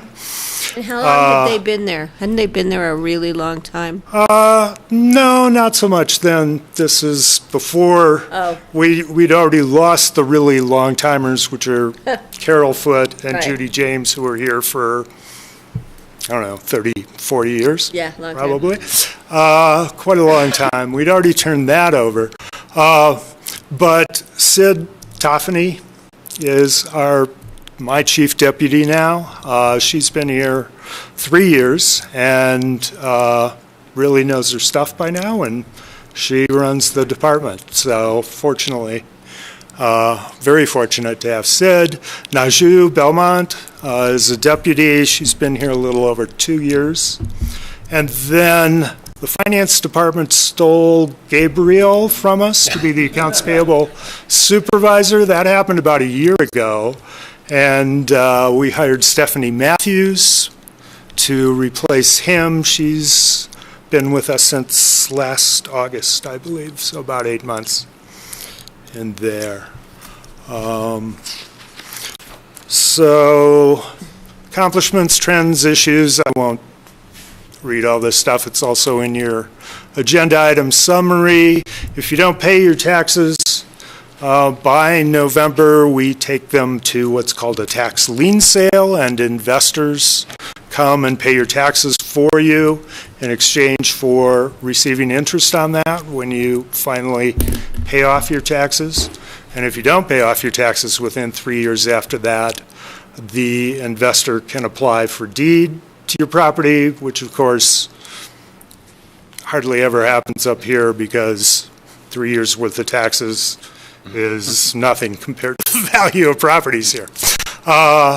So anyways, those have been pretty successful. Actually, at last year's sale, out of, and this is only real property taxes, out of about $90 million of real property taxes, we had to take to tax sale and sold $344,000. That's less than 0.5%. So most people pay, and we make a lot of phone calls in the summer and try to track people down, make sure they got their bills and pay up so that they don't go to tax sale and incur additional costs. The tax roll, it says 2016, and that's always confusing. Those are the taxes we're collecting this year. Property taxes are always collected in arrears, so we're collecting the taxes that were levied in 2016. That's $117 million. Small increase, 2.7% from the prior year. That's because it was a non-revaluation year, so assessed values stayed about the same. Some districts with assessed value the same have a constant mill levy, so they just receive the same amount of taxes. Other districts are allowed to increase their revenue by the rate of inflation and true growth in the tax base. So that's where you get, 2 to 3% growth. And then there seem to always be some requests for tax increases on the ballot. So we had some of those last year too, some of the fire districts, or Snowmass specifically, and Snowmass Water District too, had a tax increase. So that's what gets into the 2.7. I think as Ann has mentioned to you previously, depending on what happens with the residential assessment ratio being potentially reduced, our assessed value for this coming year could be flat again, or smaller increase than you would expect out of 15% increases in property value going out there. So the tax roll in that case is probably going to stay in that range, not forecasting a really large increase. As you know, because you probably all received them, we mail out property tax bills in January. If your mortgage company is paying at your escrow, they pay in halves, and you have the option of paying in halves too. Those are due February 28th and June 15th. And if you want to pay in full, the deadline was yesterday, May 1st this year, because April 30th, the end of April, was on the weekend. That's a postmark deadline, and if you missed it and ran your tax bill into us, your payment this week, we probably wouldn't charge you interest because for this week we're swamped and we don't look at postmarks, and we assume anything that got to us this week was probably postmarked on time. And then we start looking at later Not stuff. quite as tight as an election ballot or. No, we have get it here by 5 Your IRS bill. or 7 or whatever it is, or you're done. So on the public trustee side, foreclosures, actually only 17 last year, which is phenomenal news. Our really long-term average is in the mid-20s. But of course, after the super recession, we peaked at 143 foreclosures started in 2010, followed by 113 the next 2 years, in each 2011 and 2012. and now we're down to 17, which is Amazing. great. And in the financial resource development, you guys are probably familiar with it. I've been before you. We refinanced some open space debt last year, about $12 million worth, saving in present value terms, about close to $2.3 million on that in interest. And we financed the Courthouse Plaza facility that's under construction right now by issuing $23.5 million of what's called lease purchase certificates of participation. So it's not technically debt that requires voter approval. It is kind of a walk-away agreement, but if you walk away, you lose the property. So it is a lease purchase over that period of time. The county's not going anywhere. Pretty favorable interest rate on that, 3.3% for a 30-year term, so our timing happened to be really good. Rates moved up substantially shortly. They were moving up as we issued that, but moved up a lot more after that. And then we helped structure the successful ballot question for the open space and trails reauthorization. That's it. Turning to investment income, and you also have the next page, which you won't really be able to see up here too well because it's tiny, the investment report. But as of the end of the year, we had about $114 million invested in various items. We'll go over that in a second. That is probably the low point for the year. Right now, as we bring in taxes, we're up to, well, last time I looked was last week. Towards the end of the week, we had $145 million, but we're collecting $5 million a day or more, and that's why my staff isn't here for me to introduce them. They are busy getting that money in the bank. Unfortunately, the rate of return on our investments last year didn't measure up to what we had budgeted. For years, we have over-budgeted, overestimated that interest rates were going to be rising and by how much they would rise, and then they never rose for years and years. And at least they rose last year, but not really till towards the year end, and not nearly as much as we thought they were going to. So we had budgeted a return of 1.3%. We actually came in at 0.85%. That threw us $100,000 under budget, $189,000 versus $289,000 that we budgeted. The good news is for this year, we've budgeted $201,000, which is based on a return rate of 0.9%, not a whole lot more than last year. But if we flip to the next slide, which good luck reading up there, but it's in your packet. Towards the bottom, it says, as of the end of last year, the average yield on that total portfolio was 0.97%. So we have a pretty good chance of meeting our budget and probably exceeding it this year. Oh, you can make it big. Check that out. Look at that. Wow.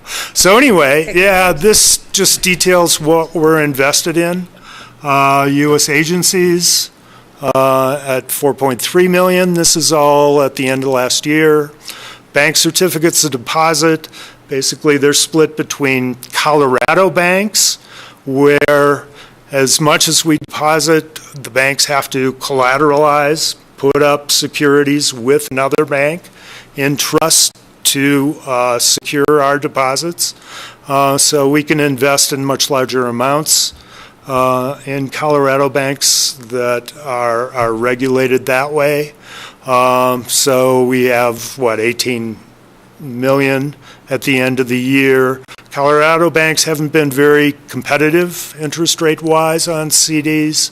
You'll see First Western Trust which was a new bank in town here, their office anyway, in the last year and a half, has been very competitive and pulled in a lot of our funds. Beyond that, we invest nationally in banks, but there our CD investments are limited to what's covered by FDIC, the Federal Deposit Insurance Corporation, so that they're guaranteed. That limits $250,000. And so we had $35.3 million in those smaller CDs. That is spread across 145 banks at the end of the year. So that's a bit of work to kind of competitively keep an eye on all those and get the highest yielding ones, where we can only put $250,000 in each institution. Beyond that, our primary bank account is Vectra here in town, and at Vectra we earn the low end of the federal funds rate. So for a long time that was, well, actually they paid us the high end. For many years, the Fed funds rate was set in a range of 0 to 0.25%. Vectra paid us 1/4. Then, when was it, mid-year, I guess? No, towards the end. When was it? Yeah, towards the end of the year, I guess they raised it to 1/2 to 3/4. And so Vectra paid us 1/2. More recently, it's jumped to 3/4 to 1%. So currently, we are earning 0.75% on our funds in Vectra. The other accounts are fairly small, where we put a lot of money right now, and even at the end of the year, really our liquidity is in 2 what are called local government surplus trust funds that are set up just for Colorado governments to invest in. They operate sort of like money market funds. The 2 really competitive ones are Colo Trust and CSafe. CSIP used to be competitive, but has slipped, as you can just see by the rates up there. And by policy, in order to keep our funds diversified, we can only put 25% in a single one of those, 25% of our portfolio in a single one of those. So that, you can see Colo Trust at the end of the year was at 23.4% with $26 million. Today I have close to $40 million in there because our portfolio is larger, but that's right at 25%. CSafe, their rate was trailing Colo Trust at the end of the year, but they've narrowed that gap significantly. Colo Trust right now, I think, is paying about 1.04, 1.05, and CSafe is 0.98, real close to 1%. So that gap is narrowed. We have funds split between both of them because we can only have 25% in the higher yielding one. So that's it. Last year, as I said, we earned 0.85% on our portfolio compared to, had we invested just in 3-month U.S. Treasury bills, which is the safest and shortest term, very liquid investment that some governments would invest in, we would have earned a little over 0.25%. So it's worth our while to put some time in and shop around for CDs and other instruments that yield more but are still safe. Questions? Rachel. have kind of a question and some comments. And first, when we go back to your slide about what you do, Tom, I think you left a few things off because you do an awful lot for us. You didn't mention sitting through EOTC Transportation Committee meetings or giving us long-range projections and whose money is in what block box, and that's been very, very helpful over the years. And I think that it kind of goes along with that, but you are in many ways the county historian over what various bonds were passed for and the details and the whys and the wheres and, you know, our relationship with the city of Aspen and funding sources. So you're a tremendous archivist of how we've layered upon layer gotten to the year 2016 in county finances. So I really appreciate all those things. And of course, you're our liaison to the Financial Advisory Board, and we appreciate that very much as well. So thank you for all of that. And my question was just, when was the last time we've reviewed our investment policies?